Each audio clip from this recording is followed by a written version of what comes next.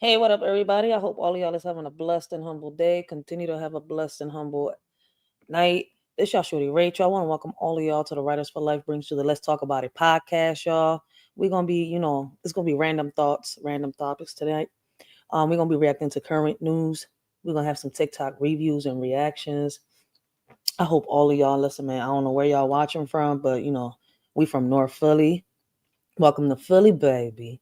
It's 11:17 p.m. It's 20 degrees outside. It is cold as hell. It's like I know it's been a mixture like of rain and snow. It hasn't even piled up. When does it even really snow in Philly, right? But let's get this podcast started, right? We're gonna start off with the current news, guys. If anybody wishes to come up, just let a shorty know. I will drop the link. Everybody's more than welcome to chat with a shorty, chat with each other. Please keep it respectful, right? It's like, listen, man, like I said, everybody's more than welcome, but we do not deal with the disrespect here, all right? So the disrespectful trolls will get banned. But listen, man, other than that, y'all more than welcome to chat down in the chat below, as long as y'all keep it respectful. Let's get the podcast started, right? We're going to start off with some current news, guys. For a while, I've been saying this, right? I've been telling people it's been on another pandemic coming. When, how, we don't know. But apparently, right, they're passing this bill. So let's see. Speaker Johnson delivers remarks after House passes funding bill. A lot of people may know about this. A lot of people don't. So, like I said, I would love to hear your opinions on the current news. Mike Johnson. Tonight, in bipartisan fashion, with overwhelming majority of votes, we passed the American Relief Act of 2025. This is a very important piece of legislation. It funds the government, of course, until March of 2025. That was a big priority for us. This is America First legislation because it allows us to be set up to deliver for the American people. In January, we will make a sea change in Washington. President Trump will return to D.C. and to the White House, and we will have Republican control of the Senate and the House. Things are going to be very different around here. This was a necessary step to bridge the gap, to put us into that moment where we can put our fingerprints on the final decisions on spending for 2025. We also, in this bill, as you know, took care of Americans who desperately needed and deserved the assistance. We had a record hurricane season. Hurricanes Helene and Milton in particular did dramatic damage across at least 6 states. The Carolinas, Virginia, from Florida, Tennessee, all the way through. And they have been waiting for the federal government to assist. We did that tonight in this bill. We also took care of our farmers, many of whom were on the brink of collapse because of Bidenomics, frankly, because the inflationary cost of their inputs and the inability they have right now to get loans from the banks and the lenders to put their crops in the ground, to put the seeds in the ground in the spring. So we had to take care of that, and we did. What does this have to do with a shutdown? All right, so this one is after the funds, right? So let me see something. Okay, so the government shutdown is next. All right. I was going to say, wait. So I got 2 videos. See, I knew it. Like, House passes bill to avert government shutdown hours. All right, so we do know. Okay, so this one, what is the bill about on this one? Speaker Johnson delivers. Okay, he's helping out the farmers and all that. That's a good thing. I mean, a lot of farmers need the support. They need that help, man. I've seen a lot of farmers have to, abandon what they love doing. So, I mean, that's a good thing. That's a good start. Hopefully that's what they're really doing. We are excited about this outcome tonight. We're grateful that everyone stood together to do the right thing. And having gotten this done now as the last order of business for the year, we are set up for a big and important new start in January. We can't wait to get to that point. We encourage swift passage in the Senate now. They need to do their job as the House just did. We will all go home. I want to wish everybody a Merry Christmas, Happy Hanukkah, Happy Holidays, and a Happy New Year, because I hope not to see you until we get back after that. I was in constant contact with President Trump throughout this process, spoke with him most recently about 45 minutes ago. He knew exactly what we were doing and why, and And this is a good outcome for the country. I think he certainly is happy about this outcome as well. Elon Musk and I talked within about an hour ago, and we talked about the extraordinary challenges of this job. And I said, hey, you want to be Speaker of the House? I don't know. He said, this may be the hardest job in the world. I think it is. But we're going to get through this.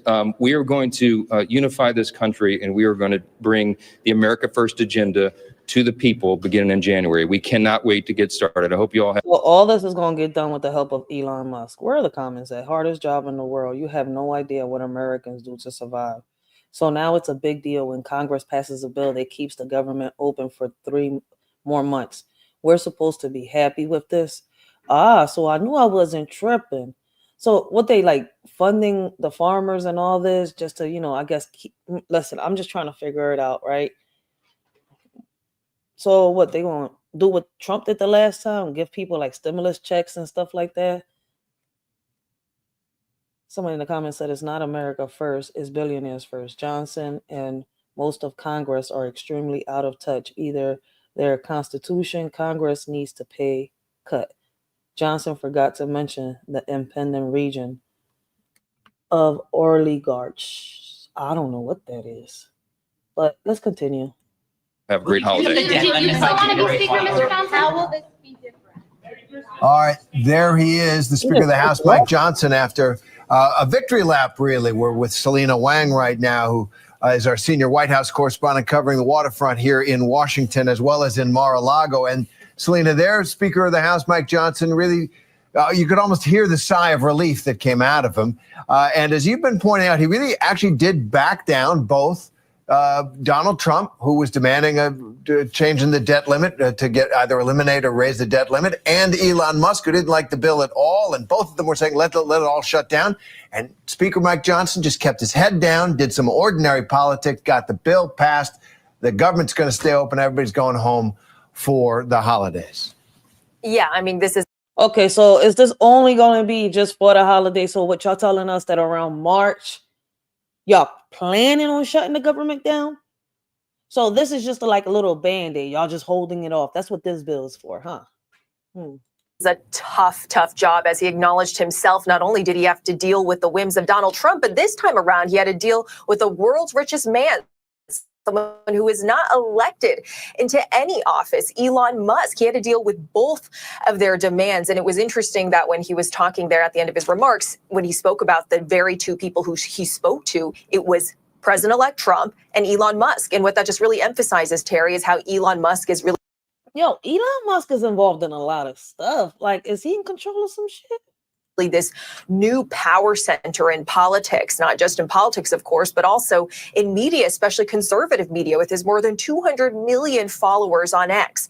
But when you look at the numbers, Johnson, he did manage to get a majority of his conference to vote for this. But then you compare that. You're talking about Twitter. Did y'all see how many followers Elon Musk got on TikTok? Oh, I feel as though it's like, damn, it's like Elon Musk taking all the shots every time they talk about, whatever is going on, whether it's, the WAR, politics, healthcare, sports. I hear Elon Musk. It's like, is he owning everything? To the Democrats, they were able to get every vote except for one. So he still, of course, he needed to rely on those Democratic votes, and he had to deal with these competing factors. But he did manage to not push through and was able to get this through with his Republican conference without that critical Donald Trump demand about the debt ceiling. But this is just a preview of what is to come. This is kicking the can down the road. He's going to have to deal with a president-elect yet again who is known to torpedo political compromises at the last moment. He sure is.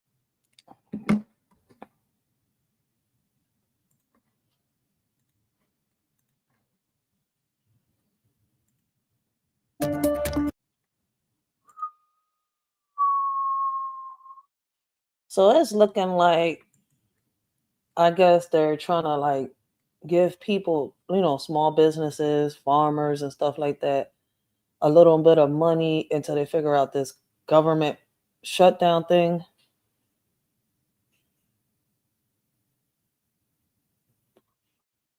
Let's see. Okay.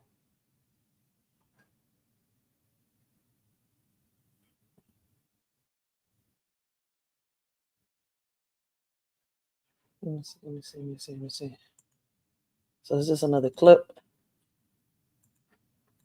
It's 5:07 and time for your morning headlines. Congress has until tomorrow to avert a looming government shutdown after a bipartisan spending deal collapsed yesterday. It unraveled following opposition by President-elect Donald. How many of y'all knew that they was planning on shutting the government down, which means that a lot of people was going to be without jobs? How many of y'all knew that? This is something that a lot of podcasters, a lot of YouTubers have been talking about. I mean, it's been a trend for a minute, but I don't really hear about it. How is it even a trend, right? Like, you know, a talking trend if nobody's really talking about it. Oh, it's just probably not on YouTube. But I've heard some YouTubers really speak on it. And not just a little, a lot. So why isn't like everybody trying to figure out what's going on? What's the whole point of even having the government shut down? Donald Trump. On social media, he and Vice President-elect J.D. Vance proposed a temporary funding bill without what they call Democrat giveaways, combined with an increase in the debt ceiling. A lawyer for Luigi Mangione says the 26-year-old suspect accused of killing United Healthcare CEO Brian Thompson will end his fight against being extradited to New York. He could be in Manhattan to face charges as early as today. Mangione is being held in Pennsylvania, where he was arrested last week. And TikTok's last-ditch effort to avoid a total ban in the U.S. may have paid off. Yesterday, the Supreme Court agreed to hear arguments challenging the ban on January 10th. It is. If they ban TikTok, they're going to have to ban YouTube. They're going to have to ban Instagram. They're going to have to ban Snapchat, Facebook, for the simple reason that all the, you know, all the technology and all the apps and everything that TikTok uses are the same one as them. So if TikTok is spying on the world, right? Let's be real. So is YouTube, so is Google, so is Snapchat, so is Facebook, so is Instagram. Listen, shout out to the lady, I forgot her name, man. This chick really went on TikTok Live and spoke on this, and it's facts.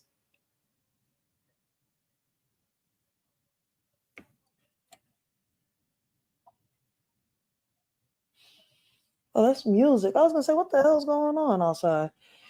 So I mean, I doubt they're gonna ban TikTok. They're gonna come. Unclear how long it will take for the court to make a decision, but if the court doesn't intervene, the ban on social media, that app, will take effect on January 19th unless its parent company sells the app. Christmas is now less than a week away, and the window to ship your gifts before Christmas Day is closing fast. USPS says today is the last day for priority mail. The shipping deadline for USPS 3-day Select and FedEx's Express Saver is also today. We're going to listen to the Speaker of the House. Oh. It's crazy how a lot of people ain't know that they was having a whole government shutdown. I knew it was going to happen. But first, a second. It was bound to happen.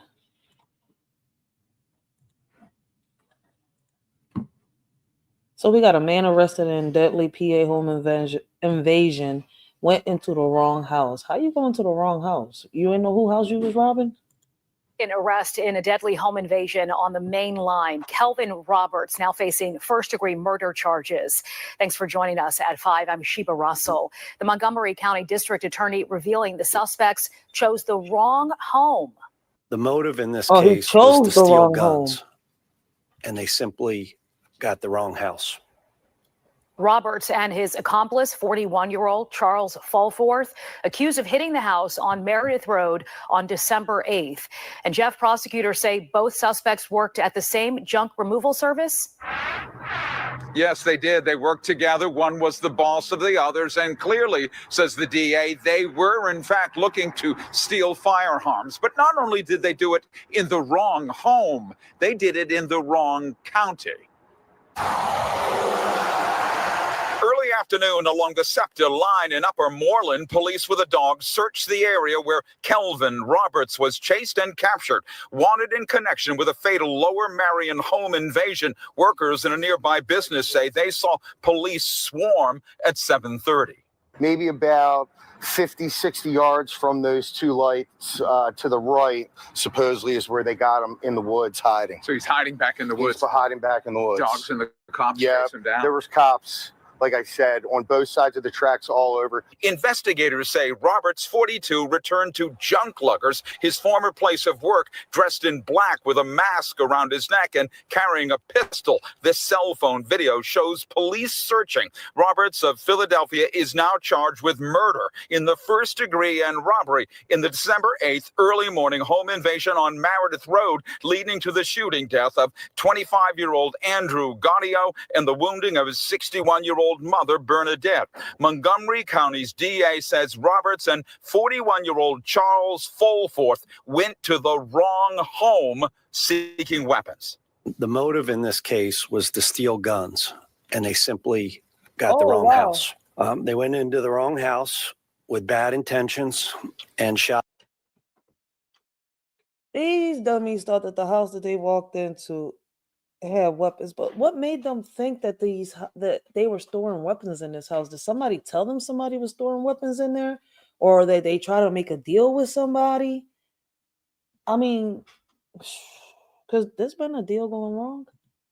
Out an innocent 61-year-old woman as she lay in her bed, and they executed her 25-year-old son. Fulforth, arrested earlier, is also charged with murder in the first degree and worked as Roberts' boss at Junk Luggers. DA Steele says an employee at Junk Luggers performed an estimate in a Bucks County home with a similar address and told the pair about guns seen there. Roberts and Fulforth then mistakenly entered the Lower Marion Montgomery County home looking for those guns when it turned deadly. Now, the DA wants to know if there are other victims. Did somebody hire this company? Did they do an estimate? Did they come and remove things from the home? And then were things stolen, or was there a burglary? A simply stunning revelation tonight. Apparently a gun safe, a large one, was seen in the Bucks County home, prompting this home invasion, only in the wrong home, in the wrong county. Now, Junk Luggers in a statement said it was saddened by the loss. The local franchise owner. These were the dumbest robbers ever. Like, they didn't even do their research. And listen, man, I keep telling people, there's people out here thinking they assassins, yo. And they missed their whole target, going to prison for life over a gun, something you can buy for not much money. And they still didn't get any guns. These are the dumbest robbers ever, the dumbest thieves ever. I'm the former owner of a junk removal company in North Carolina. Here's a simple tip. Conceal things like firearms, money, safes, luxury items, and jewelry before allowing any service guys into your home, period. Specifically when dealing with junk removal guys. And if physically able, slide the junk outdoors or into piles. You do got to be careful. Listen, man, there's a lot of schemers. There's a lot of scammers. I wasn't reading all that. That was a long paragraph. But there are a lot of schemers, a lot of scammers out here, yo. We have to be careful with the people we let on here. Listen, man, even a social worker or anybody from the government, listen, even if it's Pico or, the gas company, you got to be careful and make sure that they're actually from these places, right? Because people have actually, knocked on doors pretending to be, a social worker, a plumber, somebody that works for the gas company and stuff like that. So it's kind of like, if that badge isn't legit and you don't know if the badge is legit, or you can't tell the badge is legit, it's curtains. Man, me personally, man, I do my research. I need to know that you're a social worker. I need to see legit paperwork. Real shit. So that's the video right here where, the House passes bill to avert government shutdown hours. Let's see if they speak now, Yasmin. Let's see if they speak on this a little better over here. Just so you know, okay, the vote just being called at this moment, my producer Kyle Stewart confirming that 366 to 34 with one voting present is the final total number. You have 196 Democrats that voted for it. Not one voted against it, though one did vote present. And you have 34 Republicans who voted against it. That's 4 less than it was yesterday when 30. Oh shit. The Republicans are voting. Wait. I don't get it. So the Republicans want the government shut down? Why? I'm confused right now. What's the whole purpose, right? Listen, I've been talking about this for a while, right? And I keep saying it. Listen, we don't know when, we don't know why, and we don't know how it's going to happen. What's the whole purpose of shutting the government for? 38 Republicans voted against a version of this bill that did have the debt limit hike attached to it. You could see Democrats really making sure that this bill had passed and got over the finish line. You can't see it, but there's a lot of reporters standing to my right. They are all waiting for House Speaker Mike Johnson to address reporters now that the gavel has closed. Again, this was a monumental moment for Johnson to get this over the finish line with Trump and apparently Elon Musk's blessing. But the road for him ahead is just beginning. And of course, it looks windy as he had to make a lot of trades and deals to make this happen and get this across the finish line. 2 weeks from now, there will be a vote to elect the new speaker officially on the floor. Of course, Speaker Johnson got the confidence of his members behind closed doors. We'll see how what happened over the last 36 hours has changed things. A couple questions I have for you throughout this entire process. I'm wondering if any Republicans have been vocal with you, Julie, about the involvement of Elon Musk, the way in which he's kind of had a heavy hand in this entire process. Yo, I just said this on the last video. What is the deal with Elon Musk? I feel as though he has his hands on everything when it comes to the school, the music, the sports, commercials, movies, everything, politics. I mean, I could just keep going down the line. Like, does he have shares and everything? Like, does he have, I mean, is he in control of something? Like, oh man, I don't know. Not necessarily being an elected official, instead kind of being what seems to be an advisor to President-elect Donald Trump. I know what we hear from Democrats, but have any Republicans talked to you about that? Well, certainly there are questions and consternations when anybody gets involved who is not a member of the legislative body. Earlier today, we heard from one House Republican, for example. I'm just keeping a close eye to make sure we don't miss the speaker behind me. So forgive me, but we did hear from one House Republican, for example, who kind of scoffed at the idea that Elon Musk is running the show or that he even knows how to legislate, because, of course, running a business is very different than having to confer and negotiate with 535 members of the House and the Senate. And it is a very Yo, I'm starting to feel like, we're all a part of a video game and Elon Musk is the one in control of the damn controller. I swear to God. He's the one just, sitting here playing with the remote and stuff, controlling everything and everybody, like for real. Like, this is some weird stuff.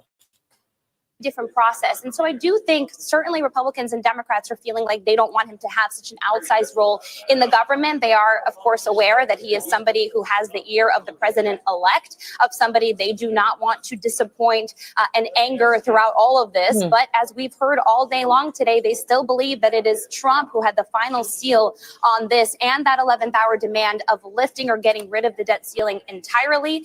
So for all accounts and purposes, they know that this is a long 4 years ahead of them, and they're not going to start to ruffle.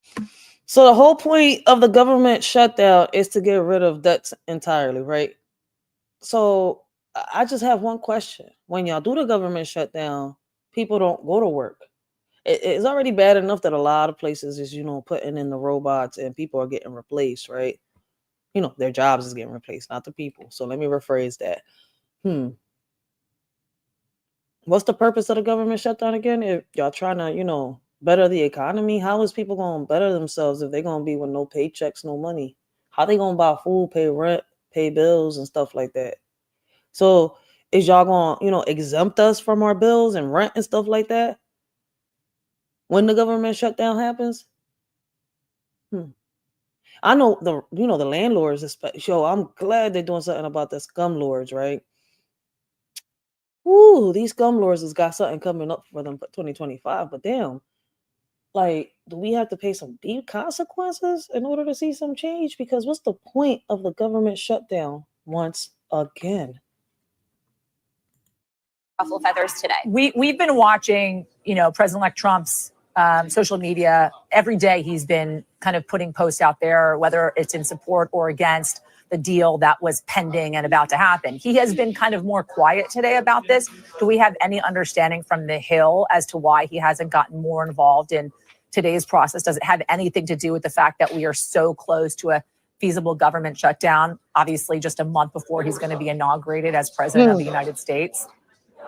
Yeah, I think based on our conversations with Republicans on the Hill, based on our Garrett Haig's conversation with the president-elect yesterday, he is very intentional about when he does weigh in. And I think at this point, he doesn't want to weigh in something that he's going to face a loss in. And right now, he pretty much took a bill that was over 1,500 pages and dwindled it down to 1/10 of the size. And so I think he can notch that as a win. The fact that they took all of these extraneous matters out of the bill, whether you liked it or not, they are not in it now. And right now, you do, by all accounts, have a clean government funding extension, that disaster relief, that FAR money. Yeah, he didn't get that debt suspension, limit suspension that he wanted as part of this package, but it was very clear that Republicans were not going to put up the votes for him to do so. And again, Elon Musk, according to Johnson, and as he posted on X, said that Johnson did a good job under the circumstances here.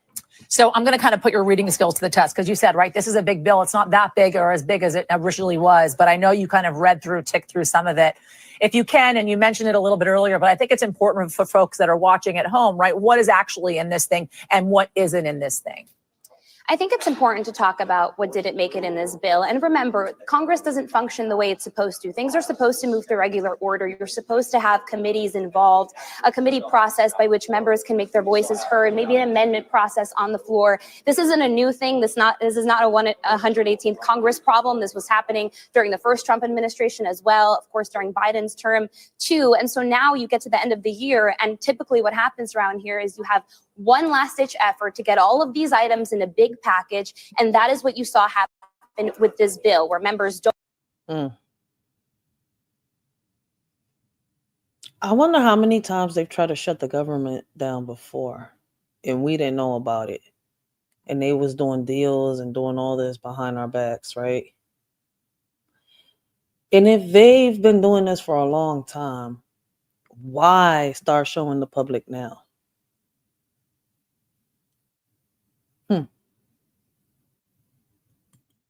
Don't have time to read it. If one person adds one thing, then you have another member who wants to add a completely different provision, and it turns into what many people around here were calling a Christmas tree full of extraneous ornaments. But there are some important provisions that Democrats are frustrated that didn't make it in the bill. Funding pediatric cancer, for example. We saw the Speaker's office retaliate and say, well, Chuck Schumer could have put it on the floor in the Senate this entire year. But again, goes back to our regular order argument, right? You had outbound investments to China. There were some restrictions placed on that.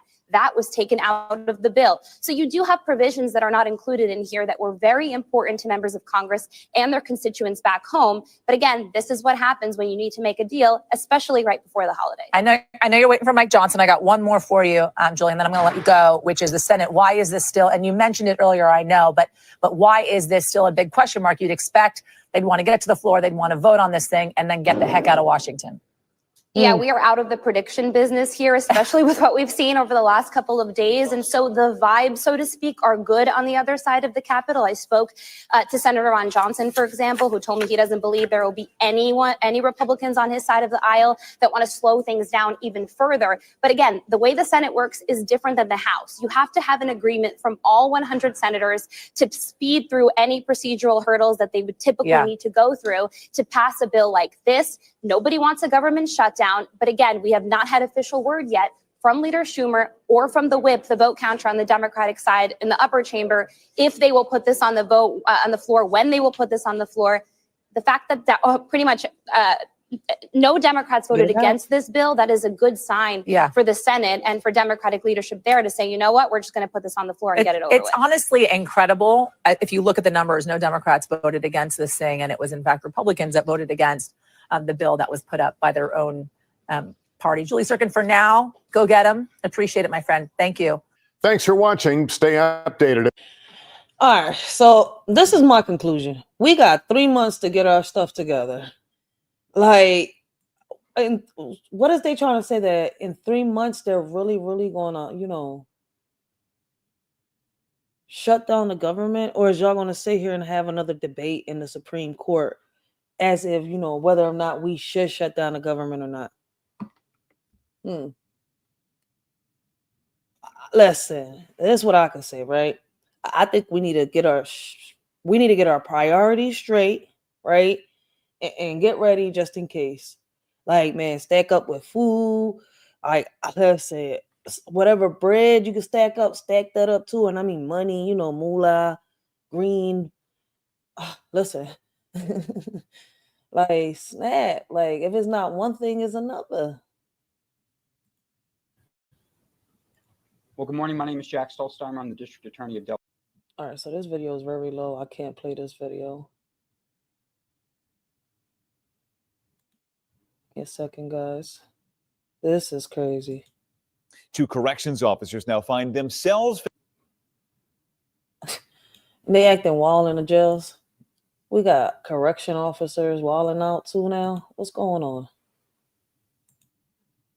Correction officers. Let me see. 2 correction officers charged in separate contraband smuggling schemes. Oh, CEOs got caught. I mean, correctional officers, CEOs, my bad. Officers now find themselves facing prison time accused of smuggling contraband for cash. DA Larry Krasner announced the pair's arrest today, charging them with separately scheming to sneak banned items into the Curran-Fromhold Correctional Facility. In turn, the officers were allegedly paid thousands of dollars from prisoners.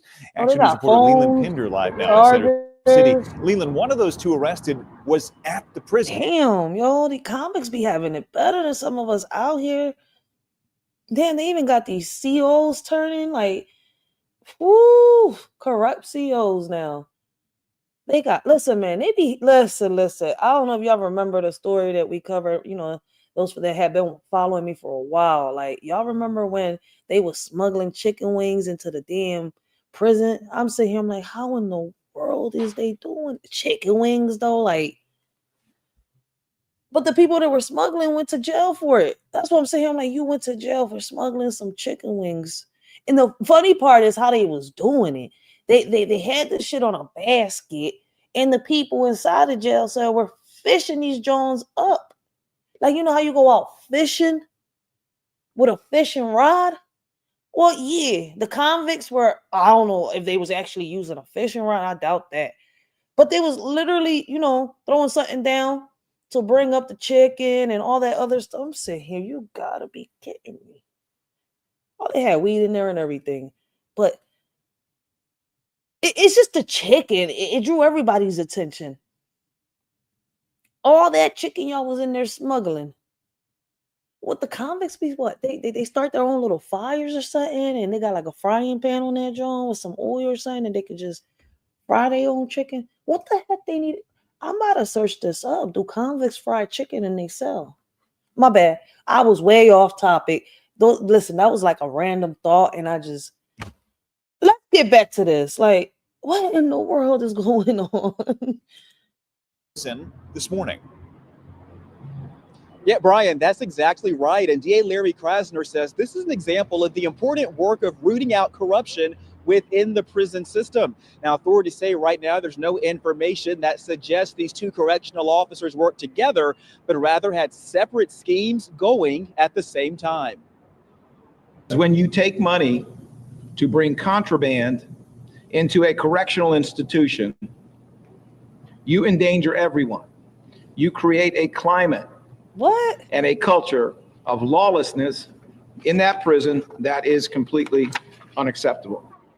Oh, wow. What? Officer Roderick Price, who's been a correctional officer since 2006, was arrested at home today. And then Officer Christina Ingram, who's been with the department since 2023, was arrested at Curran-Fromhold Prison.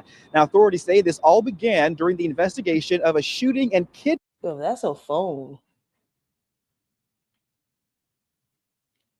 It all began during an investigation. But I just have a question, right? If you're getting paid good, you got a good pension, you got health care, your family is set, why sit here and ruin your job over this? Like, listen, man, I don't want to become no CEO, but if I was, I wouldn't sit here and ruin my, my job to help somebody that's in there. regardless of the situation. That's got to be a cell phone, and that's got to be like a cover that it has on the back. What in the world is that? It looks like a phone cover, an iPhone cover at that, an ugly one at that. Like it's like an orange red color. Kidnapping, it was discovered that inmates were receiving contraband like cell phones, charging cords, AirPods, and drugs, which officials were able to trace back to the 2 correctional officers. The DA's office says Price and Ingram were paid by inmates or their families to smuggle cell phones and narcotics into the jail and were then sold to inmates for profit. These correctional officers were helping to fuel a market within the Philadelphia jails for cell phones and narcotics. They was working in one precinct. My bad. They was working in one precinct. You act like they was doing it all over the jails. Or what? They was COs in different prisons. My bad. Listen, man, don't judge a shorty for how she says certain words. Sometimes I'll make them up. Listen, don't judge a shorty, all right? But damn, Philly, man. Like, what's up with the people in Philly? Y'all got Philly looking bad. From the music on to us. Like, what's up, man? This is supposed to be the city of brotherly love. Not like that, though. Like, man. We got a man that's on the run. There's still a manhunt on him. They caught the shooter to the CEO insurance company before they caught the man that, sat here and killed his ex-wife, buried her on a hollow grave. Listen, I don't know who would sit here and hide him, but yet they caught the other bull. How is this guy still on the run here in Philly? Like, did he make it out of Philly? Huh. I mean, listen, the CEOs and the police, man, y'all better, man. You know what it is? Y'all so worried about here. The people in the corners and stuff like that. I mean, yeah, we do need to get rid of the drugs, but not everybody is walking up and down the street, right? It is a thug. And that's the funny part. Y'all too busy trying to stop everybody. And that's my whole point. Like, they could be waiting for the Chinese food right there in the corner. I mean, the crazy thing is these Chinese stores, the poppy stores, they're all in corners, right? I mean, some people wait for their food outside. Y'all got to sit here and just frisk.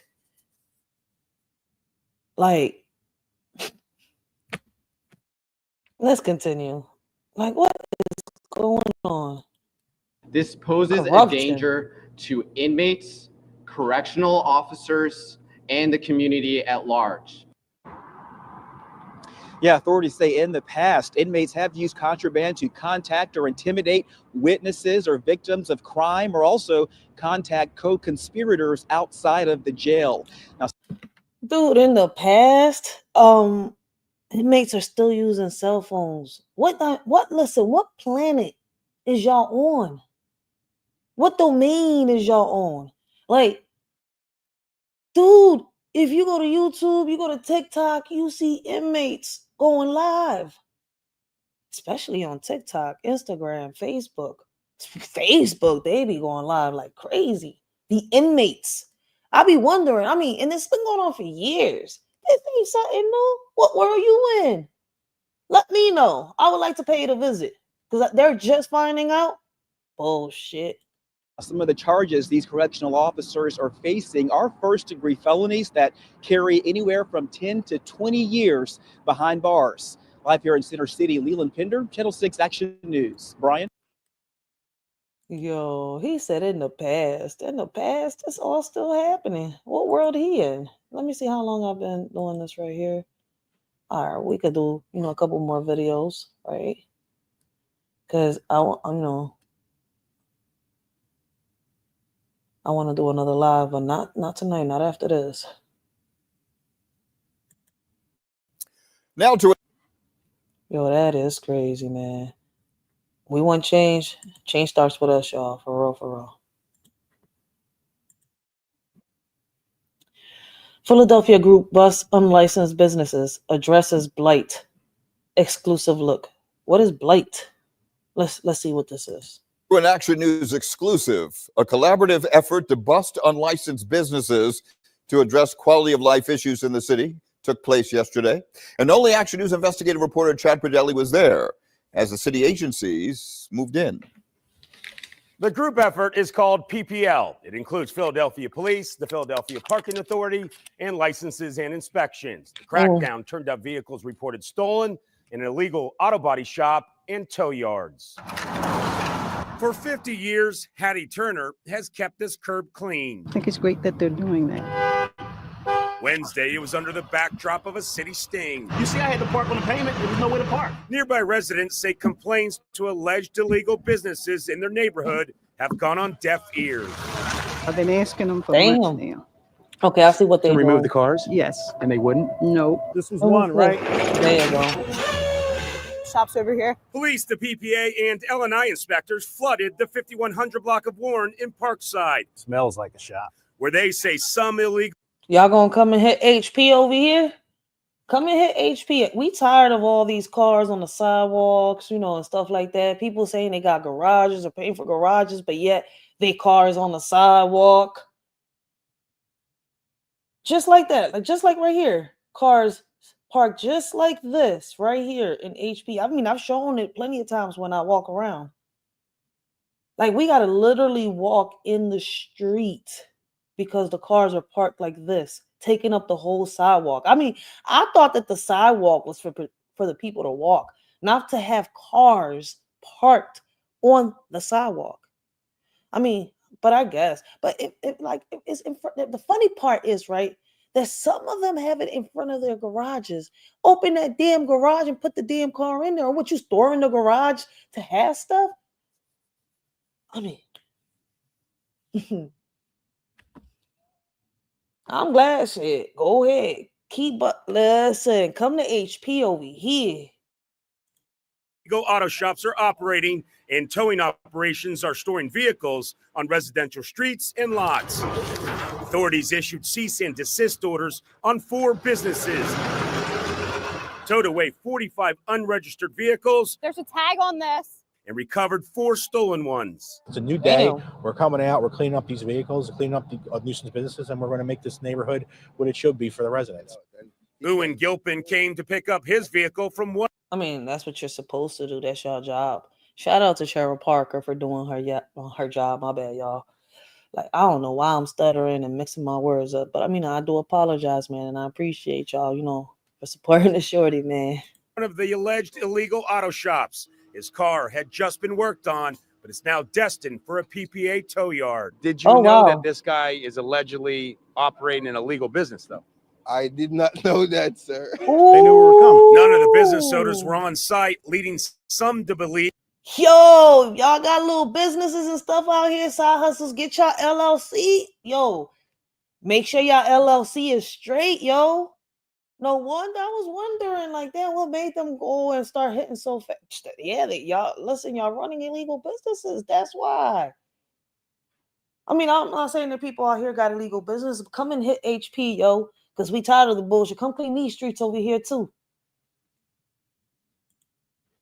They may have been tipped off. They didn't have proper zoning. They're not proper licensed. So we don't know what's going on inside because we didn't get inside. Clear in the front. But police, L&I, and the PPA are also suspecting some illegal towing outfits are operating out of this block. They'll work to unravel who is involved, who is legitimate, and who is skirting city laws. Police warn they'll be back.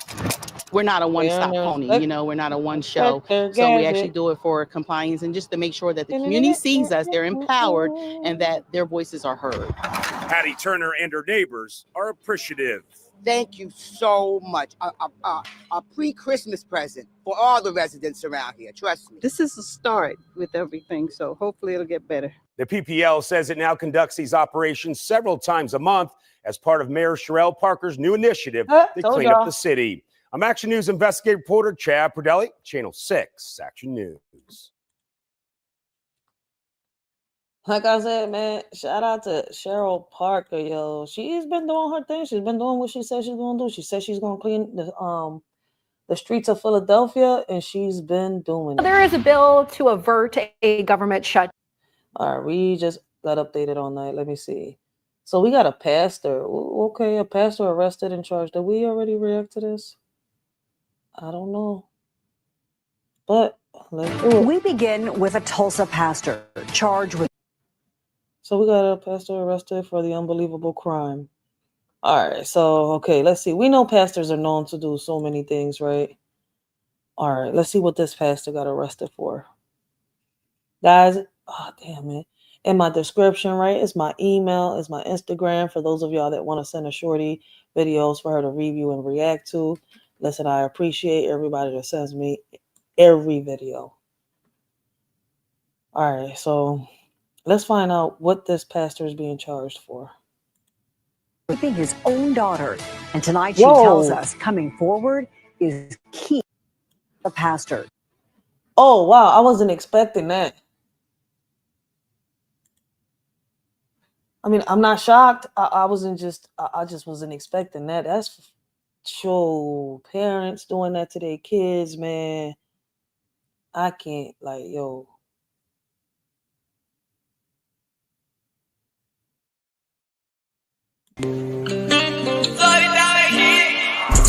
I remember the first time I made my mama a promise. I was so young, fucked up in the head, had to toughen up. Even though that was a promise I knew I could never keep.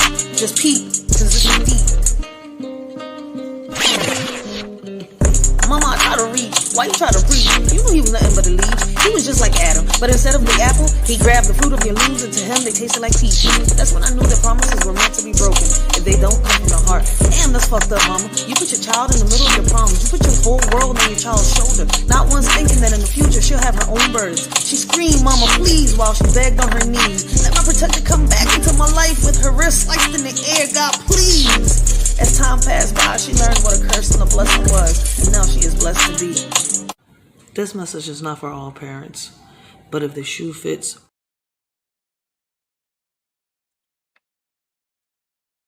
This is crazy, man.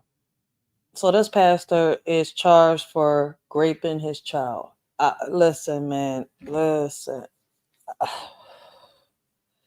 How can a parent harm their child like this? I don't know.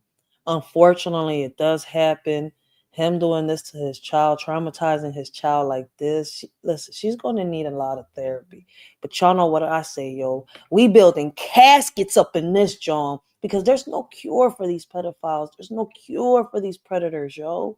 There's none. And the only solution that I see is, yo, building a casket, boom, putting them in there, and in the grave 7 feet under. Charged with raping his own daughter. And tonight she tells us coming forward is key to her recovery. Pastor B.M. Bailey Sr. was a staple of the North Tulsa community, but now he's in the Tulsa County Jail, accused of numerous charges. Harmony Oates is his daughter. She's trying to rebuild what she says was taken from her starting when she was just in the 6th grade. Wow. She was ready to share her story, sitting down with me, telling me her message to those living in the shadow. It feels like I'm not in the shadows anymore. Think of a 13-year-old girl confused about who her true love is because her dad is saying, "I'm your boyfriend." Welcome to Explore Crimes. Please subscribe and hit the bell icon for more videos. Yo, what in the world is wrong with this man? A pastor preaching the word of God while touching his daughter? Oh, is there another way to scream bloody murder? A pastor's daughter thought she had escaped a childhood of sexual abuse by moving out and getting married, only to see her father break into her house and sodomize her weeks after she had a baby. Pastor Bailey was a married father of 4 and had served as a pastor in Oklahoma for over a decade. His career began at Mount Zion Baptist Church in Claremore, where he spent 6 years building a reputation as a passionate and charismatic spiritual leader. In 2019, he became the pastor of St. Andrew Christian Church in Tulsa, where he continued to gain respect and admiration from his congregation. Known for his powerful sermons and community outreach, Bailey was seen as a moral guide and a pillar of strength for many in his flock. But behind the scenes, his life was far from the image he presented. For Harmony Oates, Pastor Bailey wasn't the loving father or the inspiring pastor everyone saw. He was a monster. Instead, he was her abuser. For years, she lived in fear, trapped in an abusive relationship with her father. Starting when she was in 6th grade, Pastor Bailey used his position as both her parent and pastor to control and harm her. The abuse started when he would pray over her and started touching her inappropriately. Later, the touching escalated to rape. Pastor Bailey told his daughter that he was her boyfriend, twisting their relationship into something unrecognizable. He wasn't a father. He wasn't a man. Listen, he's a monster, a demon possessing a man's body, taking the innocence of his own child. Like, I need a rape because every thought that's gonna come out my head is bad. Hope rape. You know what? Don't let you know what you gotta turn them thoughts into positive thoughts.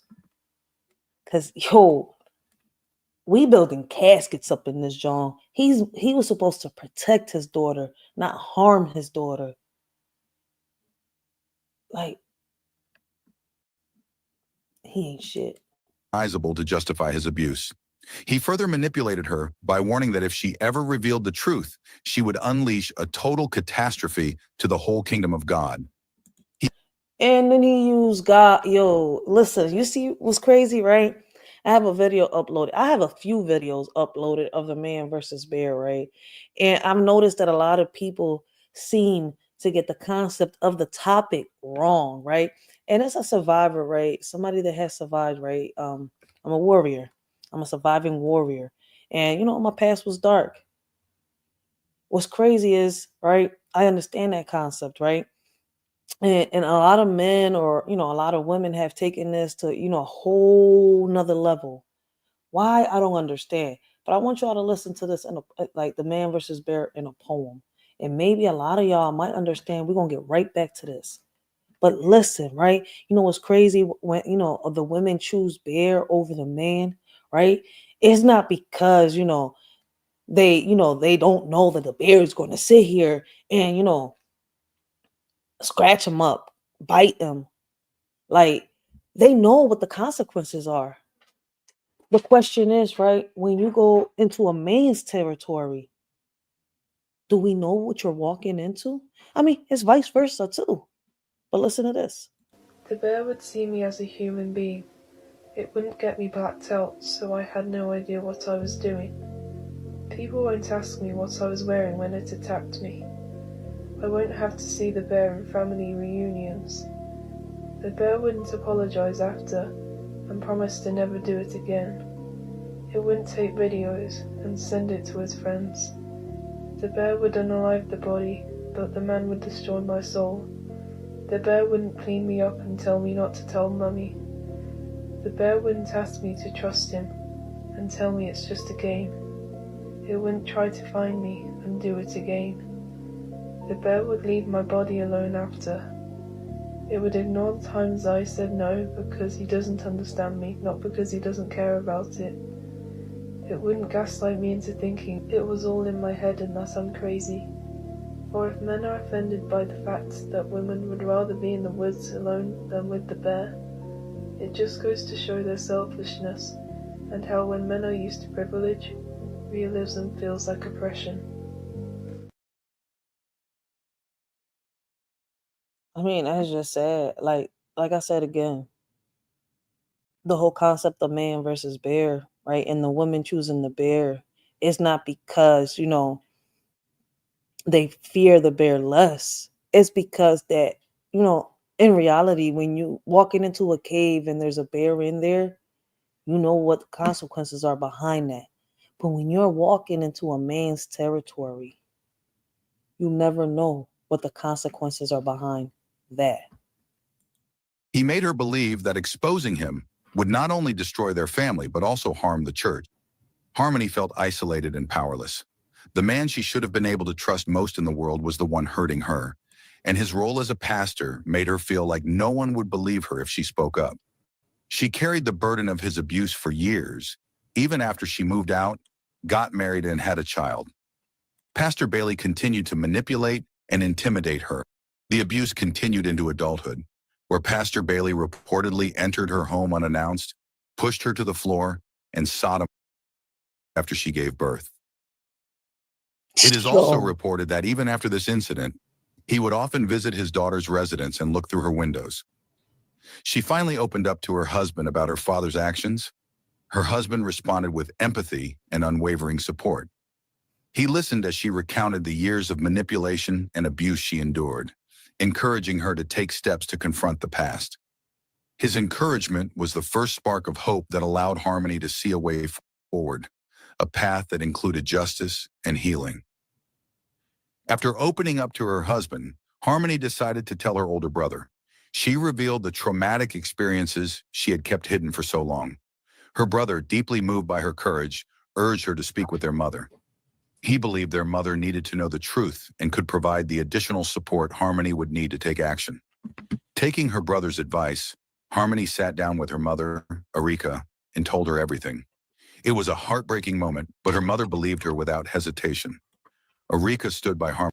Yo, I'm glad her mom believed her. This has been the first case I've heard in a while, seen in a while, where the mom believes the daughter and actually stands by the daughter, yo. Shout out to this mom, yo, because all the cases that I've been hearing lately is where the mom is doing harm to the daughter in a situation like this, yo. Much respect to this mom right here, yo. Harmony's side, offering her unwavering love and support. As She she reassured should. her daughter that she was not alone and vowed to help her seek justice. Harmony and her mother decided it was time to confront Pastor Bailey about the years of abuse Harmony had endured. Together, Harmony and her mother planned to get him to admit to his actions. Harmony's mother initiated a conversation with her husband, carefully steering it toward the allegations. Harmony bravely confronted him, recounting the abuse in detail, making it clear she remembered everything and was no longer willing to remain silent. Caught off guard by their unified front, Bailey initially tried to deflect responsibility, but the persistence of Harmony and her mother left him with no room to deny what he had Go done. there. Go. In their confrontation, Bailey admitted to the abuse, expressing guilt and shame. His admission was crucial, not only for Harmony's healing, but also for gathering evidence that could hold him accountable. To ensure his confessions were documented, Harmony and her mother recorded parts of their conversations with Bailey. Additionally, they collected text messages where he admitted to being a child molester and a rapist. These confessions became vital pieces of evidence when they later went to the authorities to file an official report. This confrontation marked a turning point in Harmony's fight for justice. It was a moment of immense courage and determination, supported by the love and solidarity of her mother, who stood by her side every step of the way. In her first interview after speaking out, listen, I can't get over the fact that her mother is really standing by her. I'm just like, damn, like he's supposed to be a whole pastor, but it wouldn't be the first time you hear of a pastor, abusing a minor. But this is your own daughter. And people out here will be like, oh man, doing that to yeah, it happens. You got moms that do it too. It's unfortunate though. Like, man, I hope that she gets therapy, some type of counseling, because she's going to need it. Like this is the biggest advice that I give a lot of people when you go through a traumatic, when you go through something traumatic like this, please seek some type of counseling, some type of therapy, because you're going to need it. I don't recommend medication because in reality, in all cases, it doesn't work. But at least, a therapist, and if you could do it with your mom or whoever's with you, that's even better. It will work. And it's going to take time. Getting over a traumatic event like this is not something, to get over easy. It's going to take a lot of time. And hopefully she does it. Harmony shared how, for the first time, she didn't feel like she was hiding anymore. She described how confusing it was as a 13-year-old girl, torn between what real love was supposed to be, while her dad was telling her he was her boyfriend. Like, I don't understand it. Wasn't the wife enough? How can you look at your daughter like a grown woman? How can you sit here and tell your child, as a man, as a man, can you tell your daughter that you are her boyfriend, that you are her husband, that you are, in any type of relationship like that other than a father and daughter to your daughter?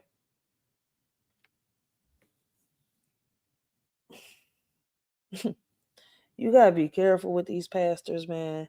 And you gotta be, ladies, man. I mean, the signs had to have been there. The signs are there. They're there. As a survivor, I'm telling you, I'm telling everybody, the signs are there. Like, I don't know what makes a lot of women not notice that the man that they're with is into younger, into young little girls. But it's crazy that they end up finding out until, they don't end up finding out until somebody ends up getting hurt. That's the messed up part about it. But my thing is, can't people tell the signs? I mean, I'm just asking, right? Because listen, I'm taken, right? But there's a lot of women out here looking for love in the wrong places the same way there are men. And, like I said, there's a vice versa situation. Single fathers, single mothers. But the crazy part is, right, when you hear these type of stories leak in, and it's the biological father that's actually harming the child. It's not a stepfather, it's not a stepmother, or it's the biological mother that's harming the child. They're actually sexually abusing these kids. They're mistreating these kids, not just mentally, but physically. That right there is like, wow.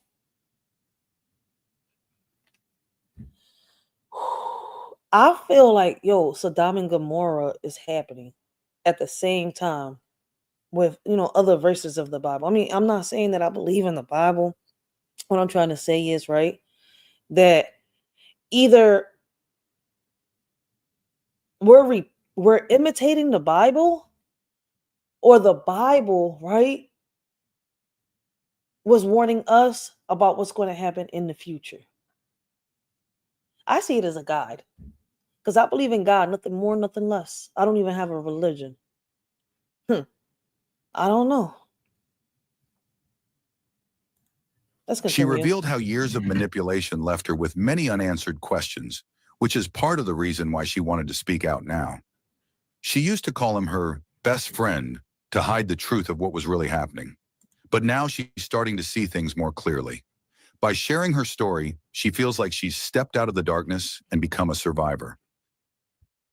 We begin with a Tulsa pastor charged with raping his own daughter. And tonight she tells us coming forward is key to her recovery. Did it start over? Pastor B.M. Bailey Sr. No. was a staple of the North Tulsa community, but now he's in the Tulsa County Jail, accused of numerous charges, including first-degree rape and incest. I'm Braden Bates. Harmony Oates is his daughter. She's trying to rebuild what she says was taken from her starting when she was just in the 6th grade. She was ready to share her story, sitting down with me, telling me her message to those. Hopefully she overcomes this whole tragedy, yo. A whole pastor, yo. It wouldn't be the first time. Living in the shadow. It feels like I'm not in the shadows anymore. Think of a 13-year-old girl confused about who her true love is because her dad is saying, I'm your boyfriend. Pastor Bailey's position as a community leader. Her father, the man that's supposed to be protecting her from other boys, making sure that she's okay, that she is safe. But instead, he's the one harming her, taking her innocence, leading her on, confusing her, giving her mixed emotions. Ain't no father supposed to touch a little girl like that. Ain't no father supposed to tell their little girl that they're their boyfriend, that they're supposed to be doing things to them that don't seem right or don't feel comfortable. I just don't know how, men or women don't see the signs before they get with the person that they're with to have a child with.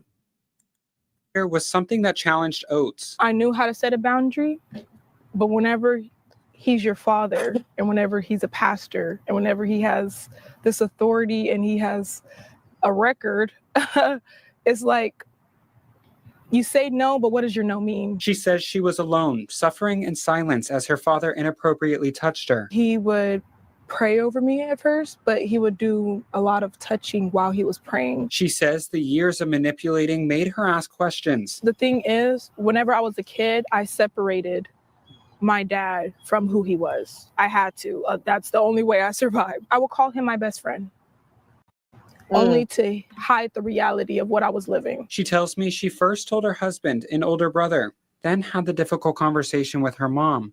Now she's taking his alleged sexual abuse public. Coming out of the darkness by speaking out makes you a survivor. And yes, it does. Now, see, for a lot of y'all that don't know, that's why my LLC, everything that I have, like is it copyright? No, I trademarked the Writers for Life. You know, we fight to reunite the surviving warriors, right? I trademarked that. Like, that's what we are, Writers for Life, surviving warriors. That's what I would say. She says she hopes Survivor. others feel empowered to speak All the out. way. In her Rider for recovery, life, she's yo. rediscovering God, separate from her father. I'm learning on trusting God more, and I know he has me and he has every other victim, and I know that he has been guiding me through this whole journey. And he is, yo. This young lady seems like she's got a good head on her shoulders. She's got her mom's support. Something that a lot of kids don't have growing up is, you know, some type of parental or guardian support. Somebody that's there on their corner, making them feel safe. Like, you know, that everything's going to be okay. A lot of kids don't have that. Like, so, you know, I give her a big shout out. She's real strong. And she's being real brave. This is a real survivor right here, yo. And hopefully, you know, she overcomes everything she wants to overcome and accomplish in life. Like, it seems like she's fighting. And, you know, like I said, hopefully she has that therapy, that counselor, because it's going to be needed. It's going to be needed, especially in this type of trauma. And I know he will comfort me like a father, even though my dad did not. When confronted, Pastor Bailey admitted to his wife the harm he had done to their daughter, Harmony. He confessed to abusing her, acknowledging the terrible acts he had committed. He told her that he was a rapist and a child molester, openly revealing the truth of his actions. In addition to confessing to his wife, Bailey also admitted his crimes during therapy sessions. Despite knowing that his therapist had a legal obligation to report abuse, Bailey continued to justify his actions, believing that his confession would remain confidential. However, the therapist made it clear that the law required reporting such disclosures, and this contributed to the investigation that eventually led to Bailey's arrest. Harmony took to Facebook to share her story. She wrote, Hold up. So who spoke first? Was it the little... I mean, I'm grateful that she's getting some type of justice, but who spoke first? Was it the therapist? Or was it the little girl? Listen, man. However, whichever way it went down, I'm glad somebody spoke. despite his status as a respected member of the community, it is essential to shed light on his actions to prevent further harm to unsuspecting individuals. For too long, I suffered in silence, afraid of the repercussions of speaking out against someone with such influence and power. However, I have come to realize that silence only perpetuates the cycle of abuse. Facts. And it is crucial to break free from the chains of fear and shame. Facts. We first told you at 5, according to an affidavit, BM Judge Bailey Sr. began sexually assaulting his victim when she was a child. It goes on to say the abuse got worse as she got older. Until recently, Pastor B.M. Judge Bailey Sr. was a reverend at St. Andrew Christian Church near 36th Street North and MLK in North Tulsa. That all changed last week when a woman made a post on Facebook naming him as her abuser. She wrote, quote, "As a victim of sexual and mental abuse at the hands of Pastor Bailey for over a decade, I feel compelled to warn others about his predatory behavior. Despite his status as a respected member of the community, it is essential to shed light on his actions to prevent further harm to unsuspecting individuals." According to an affidavit, the abuse took place at home and started when the victim was in 6th grade. Court records say, quote, "It began with the defendant praying over her body and touching her." Like she told always. police the abuse became worse as she got older, with Bailey allegedly coming into her bedroom and raping her. Wow. According to court documents, the abuse continued when she became an adult, saying Bailey entered her home unannounced, pushed her to the floor, and sexually abused her just after she had a baby. Earlier this month, the victim and her mother went to police about the alleged abuse. So his daughter wasn't the only, person that he, he was doing stuff like that too. And they all minors. And he confessed this to his wife. That's the crazy part.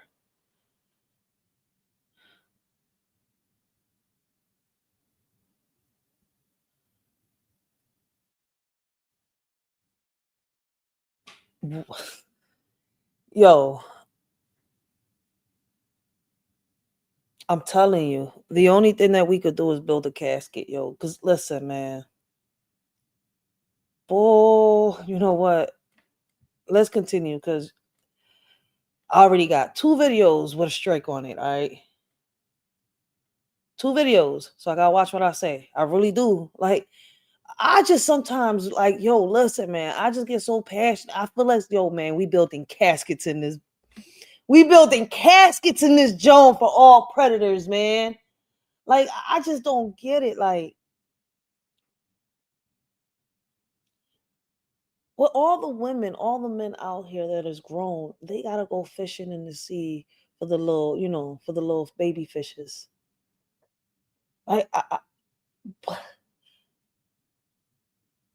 I could never understand how a man or a woman can get turned on by a minor, by, kids that don't even know how to wipe their own asses yet, are still learning life, trying to figure things out.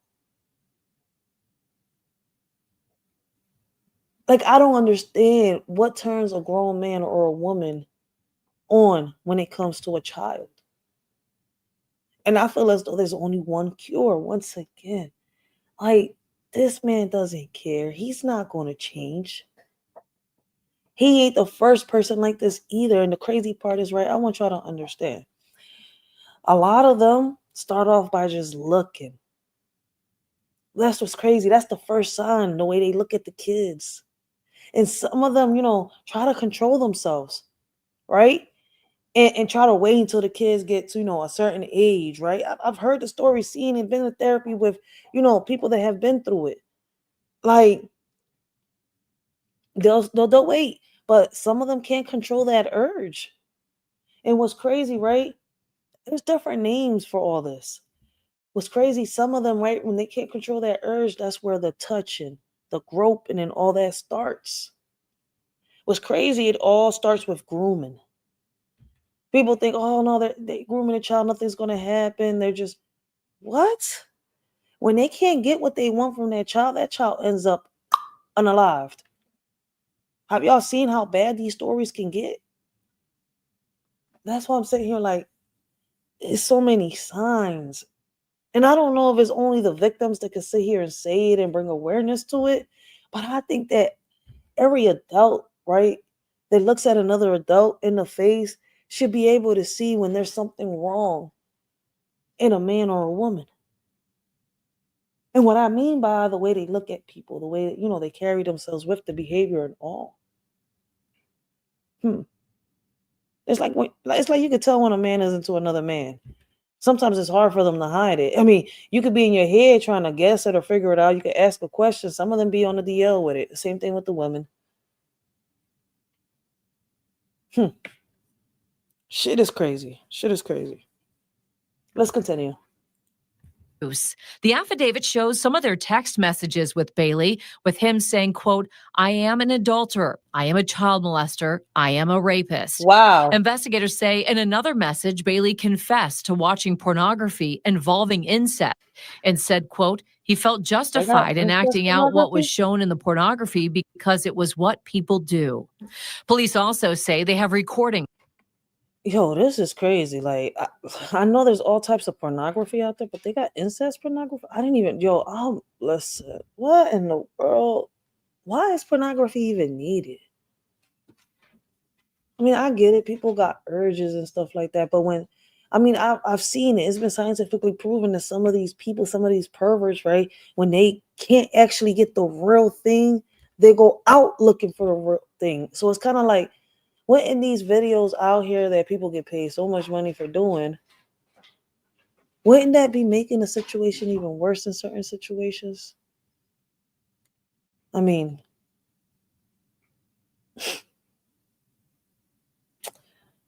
I guess.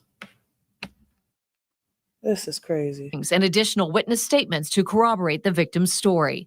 After Tulsa police arrested Bailey Wednesday afternoon, his family released a statement saying to the victim, quote, "You are a strong, intelligent, and a talented young woman. Yeah, she is. No one should ever have their trust and safety violated in such a horrific way. Fact. We are all so deeply sorry this happened to you." Another alleged victim has come forward following. Damn, another one. But that was so true what they was telling her, man. This was supposed to be her father, the person that she, should be able to come to and trust, feel comfortable around, right? But instead, she had fear. She had insecurities and mixed emotions. The survivor's Facebook post. Tulsa police say that investigation is underway. In the meantime, Bailey is being held on $500,000 bond. We also reached out to St. Andrew Christian Church for a statement. We will share their response once we get it. Harmony initially reported the sexual abuse in 2023, but at the time she said she was not ready to move forward with prosecuting her father. However, in September 2024, she indicated that she was ready to press charges. Pastor Bailey was arrested on September 25th, 2024. He is now being held on a $500,000 bond. The pastor faces charges of child sexual abuse, incest, forcible sodomy, and first-degree burglary. Harmony Oates' bravery in speaking out against her father, Pastor Berthia Phileas Bailey, not only exposed years of abuse, but inspired other victims to come forward. With the support of her husband and family, I'm sorry, I had to interrupt that. That's why it's good for people, to, tell their stories, speak on how they have overcome their situations and much more. Like, I listen, it's crazy because there are people out here that will, turn that into something else, bash the person, and much more. But at the end of the day, right, when we're brave, when we're strong to speak on our stories and bring awareness on what we've been through, right, we never know, who we could help out there, who we could inspire, who we could motivate out there, right? You never know if your story is going to help anybody that's watching. And, you shouldn't be embarrassed. You shouldn't be ashamed. Like, to me, I've learned that, speaking on my story has helped so many young women. And that right there is what matters. And to her, right, as time goes by, she's going to start seeing it too. And her story is going to inspire a whole lot of young women out there to speak up. Right? Because, when we go through this, sometimes, we feel like we're alone. We don't know who to trust, who we can go to. And what's crazy is, right, this young girl right here has been blessed to have a mother that did listen to her. Harmony began to reclaim her life, no longer defined by the trauma she endured. Facts. Pastor Bailey's fall from grace was swift as the truth shattered his carefully crafted image. For Harmony and the others, sharing their stories became a powerful act of healing and justice. Their courage proved that even the darkest secrets could not stay hidden forever, and that survival is possible through strength and support. Thanks to her story, a whole lot of other young ladies are coming up. They're speaking up, yo. So, something good came out of her story. It's not like she did nothing in vain, man. A shorty would love to hear your comments. Your opinions down below. Leave your comment, for anybody that catches the replay, in the chat box down below. Listen, let me know what y'all think and how y'all feel about this story and every other, story that we've already reviewed and reacted to. I'm about to, get into the TikTok reviews and reactions. But yeah, this is sad. Like, it's heartbreaking to hear stories like this, but I am happy that she has her mother with her, standing by her side, and she has a lot of support. She's going to need it. And I hope that she keeps up with the counseling and stuff like that, because when you go through a situation like this, right, the trauma, right, that depression comes and it goes. And it's not something easy to deal with, yo. And especially when, it had you somebody that you're related to, somebody that shares your own blood does it to you.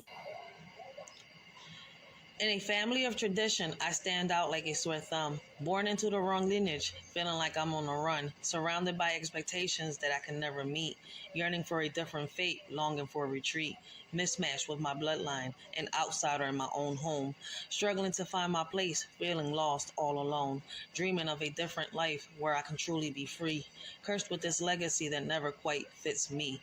Not just born into the wrong generation, but the wrong family too, bounded by blood ties that suffocate and constrain my view, searching for acceptance in a world that doesn't understand, destined to break free from this legacy unplanned.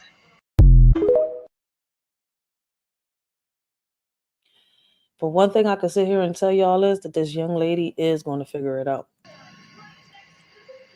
Heartbeats not scared, memories flashing like a slideshow. Feels like all my hopes are crushed, but I'll keep moving forward. Lost in the darkness, searching for a ray of light. Trying to mend what's broken, holding on to what's left inside. Through the pain and tears, I'll find my strength within, rising from the ashes to rebuild and start again. Fact. That's a big fact. So listen, like I said, she's going to figure it out. Like, she seems like she's got a good head on her shoulders. The one thing that I hope she does, right, and takes into consideration is her mental health. What I mean by that is, deals with the counsel and stuff like that. Because when we go through situations like this, right, and we end up with that depression in and out, we end up hurting people that we care about. Invisible battles fought within, mental health struggles hidden from kin, silent cries for help ignored and unseen, yet behind closed doors is a raging scene. Anxiety, depression, they silently creep, taking over minds while others sleep. Stigma and shame keep the truth at bay, but mental health matters more than we say. Let's break the silence, end the taboo. Reach out to those feeling blue. Listen with empathy, offer a hand, because mental health is something we must understand.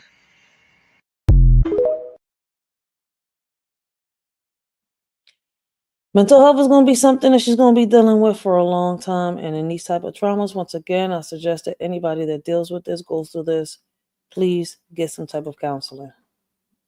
So let's continue, right? Let's get into these TikTok videos, right? For those of you that, know that I be doing TikTok reviews and reaction, we got TikTok videos that, might make you, question reality, might make you laugh, might make you call cap. It's up to you and on how you perceive this. So we got a woman here, right, that says, I'm going to research this. I know I'm coming back on later on. So make sure that y'all subbed up if y'all haven't subbed up, because a shorty doesn't schedule her lives. I just pop up. Listen, man, I got to do it like that. I got a regular life out here. I got to deal with my kids.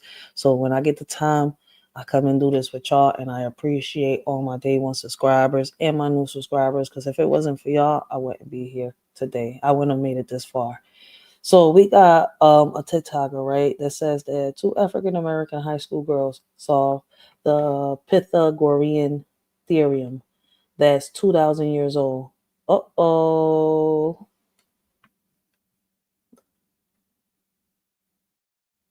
Yep, protect those ladies' parents. Let's hear what she's got to say. Did y'all hear about the 2 African American girls out of New Orleans that are in high school? Oh, they in New Orleans. Alcia, and one name is Nakia. In high school, solved a 2,000-year-old Pythagorean theorem equation. I didn't say 200. I said 2,000-year-old theorem equation using only trigonometry. It's only been one other person in the world to solve that 2 different ways. But these 2 African-American queens solved it 9 other ways. Let's give it up for them, because you know what? Yeah. We setting the bar high. And for What's them their to names? solve a 2,000-year-old equation, Hidden they're in high figures. All school, we is need is a literally chance. insane. Shout out to them young queens. Yeah, man. Where Terrence Howard at, yo? We got to protect all of them, yo, for real, for real. Yo, let us really know what y'all. Listen, man, I'm glad she spoke on this, because like I've said before, we talk so much about the toxicity, right? About the negative stuff that people do out here, that we never give the roses to the people that do accomplish, their goals. And these are two 16-year-old African-American young ladies, right, that accomplished this goal. A big shout out to them and their families. I know their families got to be proud. I told y'all these kids ain't shit. Welcome to another episode of I'm Raising a Psycho. Hey, I'm in the living room. I hear my 5-year-old, my baby, say, no! Followed by a loud thump on my wall. I know the feeling. I go running into the bathroom. I'm like, Scoot, what the hell's wrong with you? Why are you hitting stuff on my wall? She said, I smacked the baby against the wall. I said, Scoot, why did you smack your baby against the wall? She said, because of her mouth. It's okay. Listen. It's okay. I understand, Daddy, all right? Listen. My daughter does the same thing when she gets mad. I be trying to listen. She's gotten better. She's 8 years old now. She treats her babies good, right? But before, she used to throw them down the steps. She used to hit them on the, on the wall. She used to smack them and pop them. I used to look at her like, damn, if I did that to her, she wouldn't be here today. I get it. Afterwards, you're going to sit down and you're going to be laughing. Trust me. Just have a date with Mary Jane and Jack Daniels. You'll be chilling afterwards. Trust me, man. These kids make you have heart attacks, yo. I had to literally teach my baby how to raise a baby, and she didn't even have a baby. It was nothing but a doll, baby dolls. And guess what? Literally, I have a total of 300 babies. Grandbabies. You don't even want to hear. Baby, she's fake. She ain't talk to you. My daughter says, you wasn't in here, Dad. I heard what she said. I'm like, okay, baby. Okay, just for shits and giggles. What did she say? She's like, well, I was putting clothes on her. She looked at me and she said, I ain't wearing this shit. And we don't talk like that in this house. So I smacked her against the wall. I like, Scoot, the baby didn't say that to you. I said, you got a vivid imagination. You need to stop. You don't get to hit your baby like that.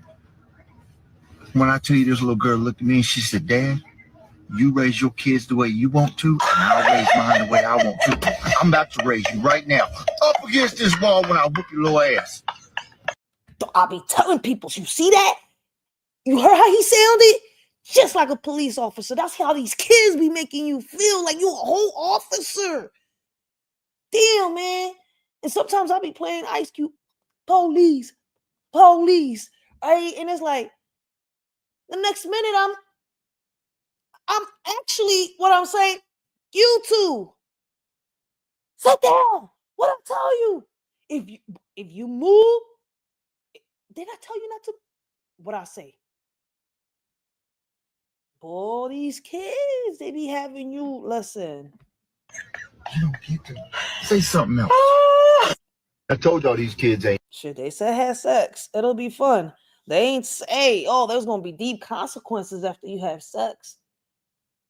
Lord help you. Lord, it's okay. Listen. Let's see what the comments say. Lord help this man. Scoop been here before. I don't know what y'all say. Shit, I can't. My stomach hurts. I mean, listen, I understand. Listen, we've been through what you've been through. It's okay. I understand. It's okay. I love your story. I suffer from anxiety and depression. Me too. How do those two energies go together? I don't know. Oh. That's how I be. Yep. I'm afraid of the future. I regret the past. How did this happen? I blame myself. I need to face my fear. I gotta lay down. I suffer from anxiety. Yo, that's really that's how it be though. I'm afraid of the future. I regret my past. That's how it be. It's like, yo, you know, it's like, listen, man. That's why I be putting random. I really be like that sometimes. I be like, damn, man. I be talking about the past, then I be talking about the future, then I be saying fuck the past, and I be like, damn, man, what am I gonna do in the future? Then I be like, damn. Don't listen, I be everywhere. I'll be all over the place. That's why I be cooking and cleaning, putting my music on. I gotta distract my head some way, somehow. If not, I'll be all over the place like a whole spider pooty. For real. Parents, I need you to stop what you are doing right now. There is an app on the Play Store Is that I need to. Why is your eyes popped out like Sid from Ice?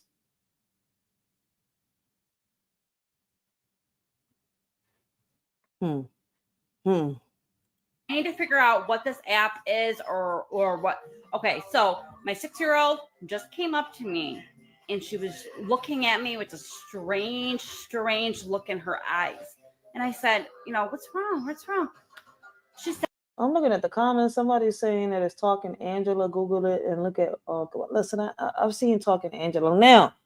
Now, there's Talking Tom, there's Talking Angela, but they also got that bootlegged version of the games. All right, that these kids could download. That's why you got to be careful now. Talking Tom and Talking Angela repeats everything that you say, but once again, they got this little messed up version of Talking Tom, Talking Angela, and their little friends. Right? They got a little dog there too.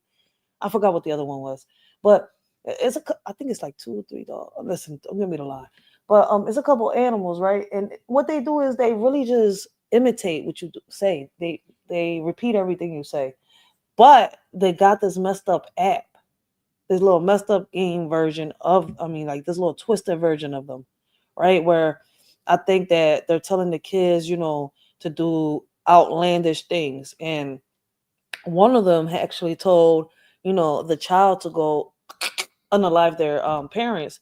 And I'm starting to notice that that's the same thing happening with Huggy Wuggy and all of them, right? Huggy Wuggy was a scary game that they came out with. I'm not sure how long ago. It's been a minute that they had Huggy Wuggy out. Maybe since like 2019, probably.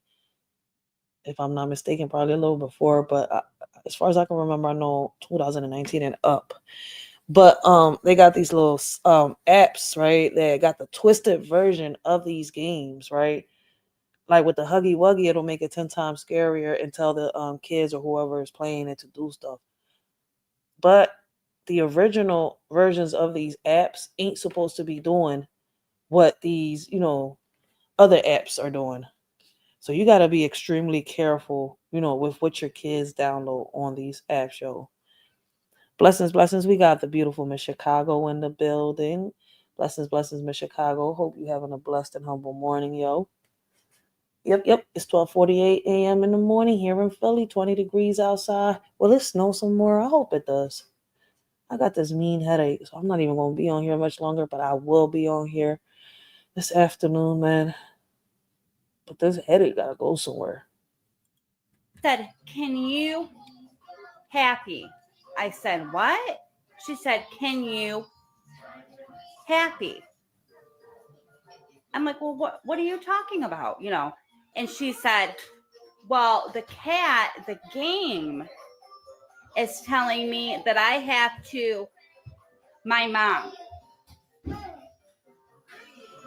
I looked at her. I said, what game?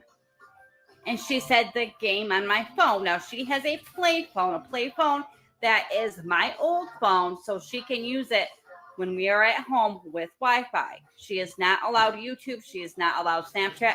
I don't know how she even downloaded this game, but when I went to...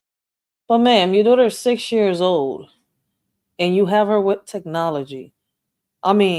By 6, she should be reading. And I'm not bashing you or bringing you down. Like, that's a lot of issues that we're having, when it comes to these meetings and stuff like that, especially with the schools and all that. Like, our kids by 6 should know, what they're reading, especially if we're going to be giving them devices, right, where they could download things. They need to know what they're reading, what they're downloading. So she was 6 and she couldn't tell you the name of the app. It's like it's telling you that you got to monetize your kid a little more. Did I say monetize? Monitor your kid a little more. What the heck am I saying? To go look at the phone, it is gone. She said it is a talking cat. Now she's 6. She can't really tell me more than that. What the heck? I'm hearing shit. She doesn't know the name. She doesn't know the cat's name. Only that this cat was asking her questions like where she lives, if she's a girl or a boy. And then she said after a few minutes of like talking, I guess, this cat told her that she needed to, her mom or that her mom would unhappy and go to a very bad place if she didn't do this. What the hell is this app? Well, yeah, that's why you need to watch what they download. And I think a lot of us parents need to, when we have kids, listen, parenting, listen, when you have, listen, as a parent, right, you're not given a manual, right? So, as time goes by, you learn your kids and all that, right? I always tell people, listen, in reality, you're the student and your child is the teacher, because your child is teaching you how to take care of them, how to raise them, especially as time goes by. I mean, I could just go down the line with this, but I'm not. But why was your daughter downloading apps without you know? I mean, yeah, downloading games without you knowing. Like, See, that's the problem with a lot of parents, man. Stop giving them these devices, yo. Like, I know every game my daughter plays, everything. I'm like an officer in my kid's life. Listen, I don't care if they get mad. My first one is mad at me. My second one had to apologize to me because he thought that, like we was being mean or no. I'm a parent. Your safety is first. You're my priority. Like everything that you do, listen, like I tell my kids, like what I do out here reflects on you. And what you do out there reflects on me. Like I gotta be careful with what I do because it's going to end up hurting them. And what they do ends up affecting us. So it's like, listen, we have these conversations every single day. Same thing with the games. I sit down, I talk to them, I let them know. Like sometimes my son be like, Mom, I don't want to hear it. No, you won't listen. I'm gonna remind you every day. Because I feel as though that the internet is more dangerous than these streets. This is the devil's playground. They'll use the internet to get them out here in these streets. Just think about it like that. Go to your kids' tablets, iPad, whatever they have access to, and make sure they don't have this talking cat app. Has anybody had a situation like this or with any app? I don't even know what.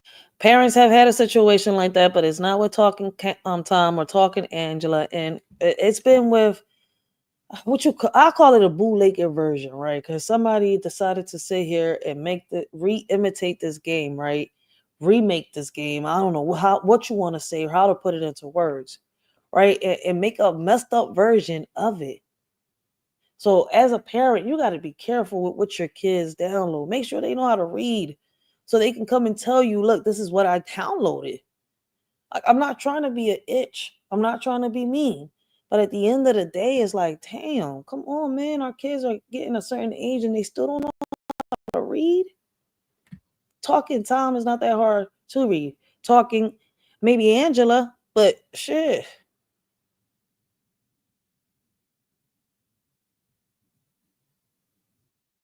I'm an hour ahead of y'all. It's 12:54. Where you at? I mean 11:54. Okay. See, I feel as though that the time right there, right? I feel as though that's like the time travel for us.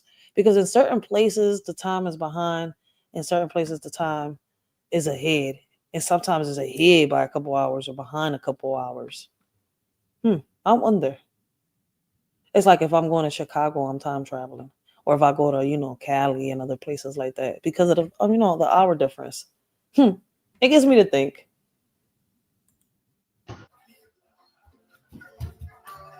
Like, was it an app? I don't even know if it was like a legit app or was it like. No, it's not a legit app. I don't know. App. It's gone. I'm looking through the file. You need to report it. Anything. Report it. Now y'all gotta watch this shit here. I'm watching. So why did I get an email saying that the light bill about to get cut off? Now watch how she finna use reverse psychology. Because you didn't pay it, obviously. I gave you the money. I gave you the money last week. Now, girl, what the hell did you do with that goddamn money? No, that was money for my hair and my nails. Don't even do that. Now, I told you I had a hair appointment and I was going to get my nails redone. So she gonna be cute, but in the dark and freezing her ass off. Talk about some goddamn priorities. Yo, so basically her dude gave her money to go pay the bills, but she chose to get her nails done and her hair. She said, fuck the bills. Aren't you making some type of money? Hold on. Let's see what he got to say. My foods is good as hell. Are you serious right now, bro? No, are you serious? I told you need to go online and you need to pay it. You should have been a man and made sure bills was paid. What happened to your money? That's Why can't you pay for your own hair? What happened to your money? I have to do other stuff with my money. You don't need to worry about that. You need to be a man and you need to take care of them bills. Damn. I mean, he gave you the money for the bills. You could have used your money to get your hair and nails done. Listen, some females, y'all want, listen, some of these females wonder why these men leave. They getting tired of shit. They getting tired of it, yo. That's crazy, yo. She said, I'm gonna get my hair and my nails done. Fuck the bills. Yo, but when you by yourself, who's gonna help you pay them bills? I mean, it ain't gonna be the nigga you just dissed and talk shit about and talk shit too. See, that's the problem with some females, man. Woo-wee. What you need to do? You need to be a man and worry about them bills. They should be paid and up to date. What are you talking about? Now he needs to be a man and get rid of your leeching ass. Because y'all about to be out on them goddamn streets. And you about to be cute, hungry, and homeless. Now y'all gotta watch this. That was a dumb hoe. Why is nobody talking about what this random guy just said? Watch. That guy's not random. You could clearly see that is Dr. Sabi. You could clearly see it. This very closely because you might not hear this anywhere else. They don't care about us. They bring us information that, oh God, that's why the rest of the world laugh at us. Because they know that we have both eyes closed. Moringa has 23 times the iron. Oh, we've seen this already. We've reacted to this already. 7 times the calcium in milk. Well, I stopped drinking milk 42 years ago. And I could fall on my knees. 11 times vitamin A that you find in carrots. So what he's talking about is the moringa plant, and the moringa plant is considered the most nutrient-dense plant in the Facts. And y'all need to go check it out. The moringa plant. Check it out. They say it's good for you. But Dr. Sabi's not random, dude. And we already reacted to this video on a previous TikTok, so we're gonna move on to the next one. I appreciate y'all patience. Landlords beware. Oh, yep. That's what I was talking about the other day. You won't be able to charge your tenants for any termination notice fees, including for 3-day notices to pay rent. Hi, my name is Rob Wells. I'm the Landlord War on TikTok and YouTube. Please feel free to like, share, and subscribe to our videos. Now, in this video, we're going to talk about Senate Bill 611 was passed in this legislative session. Basically, we'll do a number of things, including it will affect anybody that is running right now. Need to pay attention to this. Listen, 2025, a lot is going to change. I'm just trying to figure out, I mean, do y'all need the government shutdown to make all these changes? I mean, I'm just asking that one question, but let's continue. That'll be taking us off topic. Landlords and property managers that pass on fees for serving a 3-day notice. As many of you have probably experienced before, if a tenant doesn't pay their rent or they're habitually late, landlord is usually out of pocket, paying someone to serve their notice, either a process server or the landlord's or property manager's employees. Well, this bill basically is deemed the junk fee bill for housing. Basically says that stops January 1. Effectively, you won't be able to charge your tenants for any type of 3-day notice or 30, 60, 90-day notice, any type of termination of tenancy. There are a couple other changes as well, such as landlords won't be able to charge their tenants for paying by check as well. So you need to be aware of this going into the new year, because for many of you, some of you I know charge for these things, and if you start charging them next year, that could be a defense. For example, like in a non-payment of rent case where I know landlords have various charges, that type of deal. Those are always an issue in non-payment of rent cases, making sure that any applicable payments that a tenant gives you are properly applied to their accounts. So just be aware of that. More changes to follow these videos as well, too. Stay tuned. If you have any questions, comments, put them down below. I'll try to answer them to the best of my ability. Until next time, folks, I'll talk to you then. Thanks. Damn, so if you renting from somebody, this is some good, this is some information you might want to look into. I pay taxes for my house. I don't rent from nobody, so hopefully this benefits a few of you out there. A grown woman will isolate herself to protect her peace. This isn't about running away. It's personal. She steps back to find strength and solitude, to rebuild herself away from the noise and distractions of the world. That's true. She knows her peace isn't optional. Fact. It's a necessity. Her peace is her foundation, and she will do whatever it takes to protect it. She's not afraid to walk away from chaos, drama, or anything that disrupts her inner calm. Facts. Silence becomes her greatest tool. It's in those quiet moments that she finds clarity, healing, and balance. A grown woman unapologetically puts herself first. She understands that prioritizing her well-being isn't selfish, it's essential. If she doesn't take care of herself, she can't give her best to anyone else.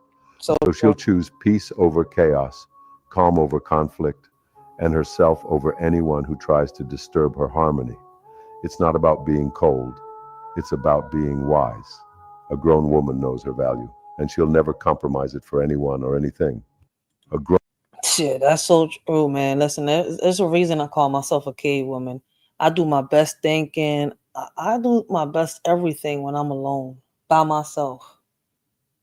For real, for real. And listen, like I tell people, if somebody tells you I'm an itch, believe them. If somebody tells you I'm the nicest person in the world, believe them. Because I've learned to treat people accordingly. For real, for real. Like, I had to learn how to get inner peace within myself. Because I was somebody that, one, I was angry at the world, right? But two, I was also always giving. Never cared about, about what happened to me next. As long as somebody had what they asked or what they needed, that's what mattered. But I had to learn, like, damn, people's always taking. And then when you need, there's nobody there. So, at the end of the day, like I said, when he's not wrong. Everything that he said is something that a therapist told me. And it's crazy how, a man could sit here and say that about a woman, right? And it's rare because there's a lot of men out here that don't understand that about certain women. I choose distance over disrespect. That's a fact. This is so validating. I choose my peace over living in pieces. Real shit. That's how it should be. I have to isolate from family for my peace, and they don't get it. That's true. Current situation. I am at this stage of my life. I am not afraid to walk from anything that makes me unhappy. Shit, and that's true. Listen. That's why when people think I'm cold or I'm less, at the end of the day, I had to learn how to protect myself. If I'm cold, I'm cold. If I'm an itch, I'm an itch. I am whatever you want me to be at that moment. Y'all can see me? Oh, snap. What? Excuse me? Like, have y'all seen this lady's video yet? The way my jaw was like the whole entire time. So this is so wrong on so many levels. A kid's toy store with a see-through bathroom window. Excuse me, what? Time travel creator? Is this really real?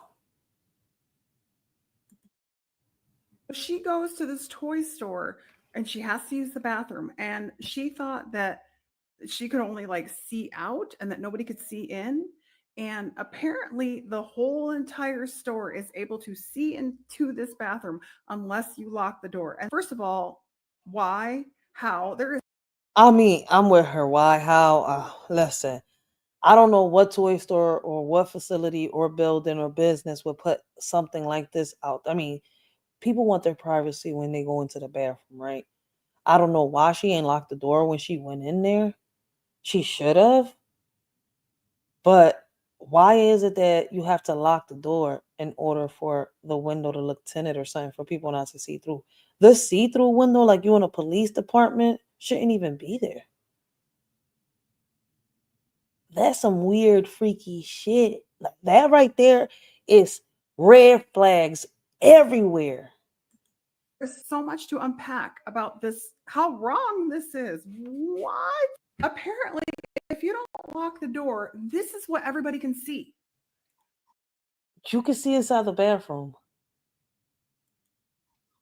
In a kid's toy store? Like, why? There is something so just, I don't know, sinister about this whole thing. Like, why would they need a see-through anything? It's not even a small window. It's like legit the whole freaking... I mean, I'm just trying to figure out why they got sundaes and ice cream cones and lollipops or different types of ice creams in the bathroom. That's something you put like in a kitchen, in the bathroom. I wouldn't want to, listen, while I'm taking a shit, I'm thinking about food. I don't know about that. I mean, I don't know. I guess some people got some weird fetishes. And I'm trying to figure out what that image is right there, up there. That's a weird looking image up there. Wall that you can see inside of this bathroom. This is what's inside the bathroom. So apparently you have to lock this door so that they cannot see you using the restroom. Can you imagine the amount of people that... I mean, I'm just trying to figure out, before she went into the bathroom, she ain't noticed that there was a see-through window in this bathroom. And then the sign, like if you peep, it says lock the door so we cannot see. As soon as I saw that sign on the door, I got just said there's red flags everywhere. And I'm telling you, people see red flags and they swear they had 6 flags. Like what? And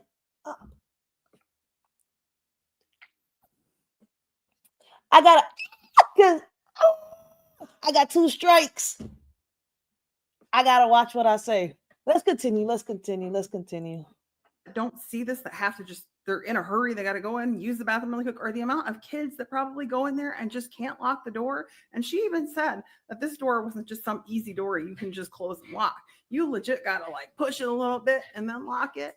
And she had to go so bad that, you know, she didn't even have time to look at that. So she didn't realize until after the fact that they could see in.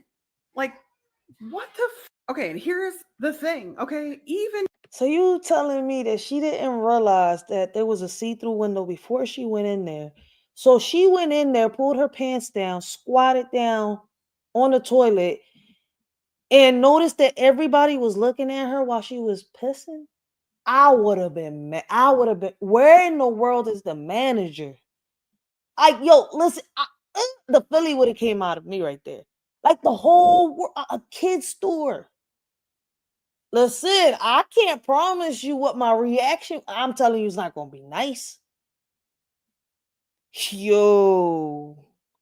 Oh shit. We got Miss Lady Thumbnail in the building. Y'all make sure y'all go check out Miss Lady Thumbnail. Great conversations, great topics, yo. Man, she's Trump's advisor. I'm about to get deported. I need to be careful. Because listen, now I just won't get a strike on my videos. I'm gonna get deported, yo. I'll be the first Puerto Rican to get deported across the... I mean, fuck it. Let me just pretend like I'm Mexican. Hola, mi nombre es Dora. I'm ready. I crossed the border. Shit.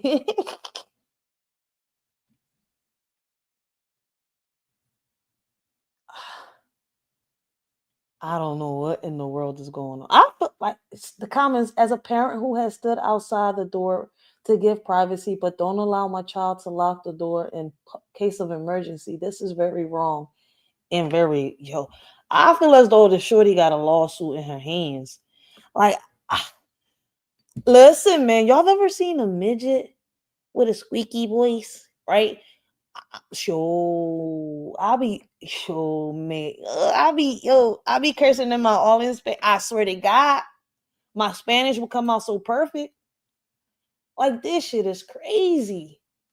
I feel like I'm the only one smart enough to see how this is a safety precaution. I mean, that's beyond weird.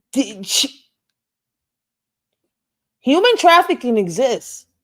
There's a reason why this bathroom is like at a kid's toy store. Sue these motherfuckers, yo. Just sue them. Just sue them. Like, what in the world is going on?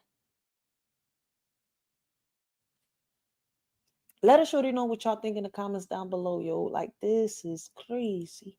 Tell me y'all done seen that man on here that done found out that his oldest sister is really his birth mother. What? Child, when I heard that story, I was flabbergasted. So what had happened he was trying to come from Canada to the United States, trying to get citizenship and stuff. And it was a lot of paperwork that he had to fill out, including a full form birth certificate. Well, he filled that shit out, sent it in. 3 hours later, Canada was calling him like, is there another name that your mother went by? And he was like, no, like that's her name. And then he was like, oh, shit, fuck, silly me. Let me give you her maiden name. So then he gives the maiden name. And they're like, no, that still isn't it. Like, is there any other name? And he was like, well, I don't fucking know. I don't know nobody else is my mama. Then they said a name, and he said his whole fucking world turned upside down because for 34 years, he had known that name to be his motherfucking oldest sister. Damn, that's... Yo, listen. I know people with stories like this, yo, and that's messed up. Like, but in certain situations, I understand why. I mean, I feel as though if this story is true, he need to talk to his, grandmom, who he thought was his mom, then talk to his mom, who he thought was his sister. What in the world? That's a hurt piece, though. Come find out that, you really your sister's son, and the person you thought was your mom is not really your mom. Like, I don't know. And they wonder why in the world as humans we're so up in the head like that. Yo, we really messed up in the head. We screwed up. Did our parents screw us up when we was born? Like, what was they thinking when our parents were doing the stupid shit that they was doing? Like, did they not know? Did they not realize that they was going to affect us in the future? Do I blame the parents or do I blame us? I don't. Listen, I'm at a point in time that I don't know who's to blame. This is not incest. I mean, what do you call this? I mean, shout out grandmom pitched in. If it wasn't for grandmom, you wouldn't be here. What was the daughter doing? But she pretended to be the sister the whole time. You know what? Let's get back. Tell me the rest of the story, because I'm just balling myself up right now. Explícame. Explain it to me, please.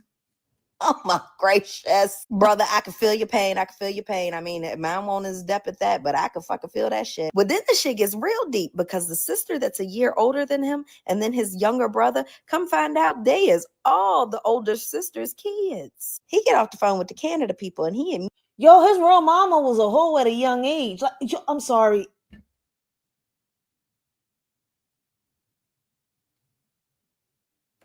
You know what? I already got two strikes. Let's go. Called a sister that's a year older than him, and he's crying. And so she's like, she know that he know.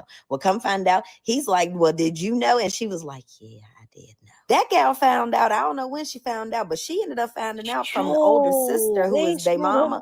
She found out because they had got to arguing, and the older sister, the biological mama, told her out of spite. That bitch. So anywho, so he's like, well, does our little brother know? And she's like, no, he doesn't know. So now these two are carrying this secret and the little brother don't know nothing. But then he got to figure out who the damn daddy is, because now he say that none of them got the same daddy. So then he confronts. She really a hoe. What in the world is going on? Oh my gosh, she's a puti puerquivities running around. Like, OMG. The adoptive mom, the mom that's been raising him all the time, his mama, aka grandma, technically. Well, anywho, he's asking her and she's like, I didn't lie to you. And he was like, bitch, you ain't tell me the motherfucking truth. I mean, he ain't call her a bitch, but I'm pretty sure like that's what he wanted to. So he's like, you ain't tell me the truth. And he was like, well, who was my dad? And she's like, I don't know who your dad is. And then so they're carrying on. And I mean, obviously she's not gonna know who the daddy was. She wasn't in the room with your mama when they was making you. You don't hear y'all got different daddies. I mean, be grateful she took you in. Some grandmamas don't do that, yo. Shout out to that grandma, yo. She took care of all three of her grandkids and made them, she made them pass as her kids. I mean, even her daughter. How in the world she pulled that one off? I don't know.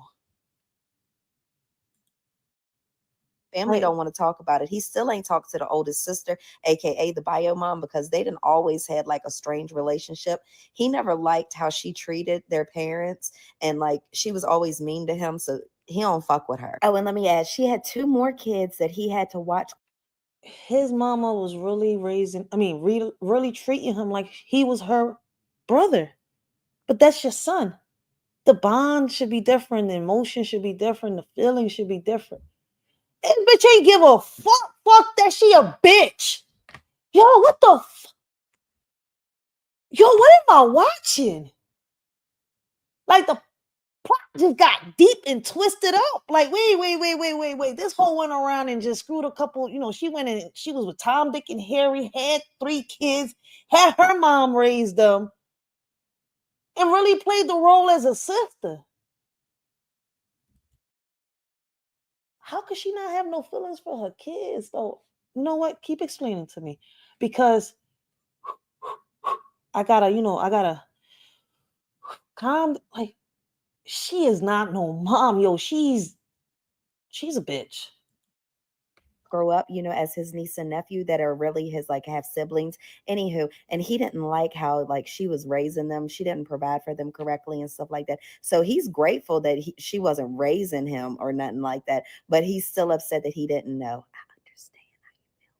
So anywho, now he's on the journey to find his dad, his biological father, because again, none of them got the same damn daddy. So he hooked up with a guardian angel DNA people or something like that. That's what they called. And they're trying to link up who his biological father is. They narrowed down to this one man. He searched him up on Facebook, and that man is friends with the birth mama. Now he messaged the man. The man is not responding to his messages. He's not gonna respond back. But he just went the other day to try to check up on it. I think it was maybe yesterday or the day before. And the man has now added the birth mother's new Facebook account. So he is active on that bitch. Ain't like he not active. He ain't want shit to do with them kids. I mean, they don't see the picture, but he said, I deny all the facts. He said, your grandmama had you. Me and your mama just friends. He denied the fact that you came from his sack. He said, I ain't planting no seed in that garden. It wasn't me. We just waiting for the birth father to actually respond to something like that, because he's thinking that he's in cahoots with the birth mother, and he be damn if he gonna reach out to the damn birth mother, aka the oldest sister, because he don't fuck with her. Sheesh. So now, as we're waiting for him to find out, waiting for the birth father, he gonna let us know his grandfather's World War II history, trying to find his family because he didn't know his family or something like that. Yeah, it's a bunch of shit that's going on with this fella. I'm invested. Y'all seen him yet? I ain't see him yet, but you got me invested. I'm about to go find out what this little family trio is about. Is the father really the friend of the mother, or is he the cousin? Like, what in the world is going on? The little brother watching this TikTok, like, what the hell? So wait, Madea movie was based off a true story. I mean, this is what it's seeming like. It really seems like Madea was really based on a true story. Shit. Your mama was living the best life. She had 3 kids and then pretended to be your sister. What in the world? Like, yo.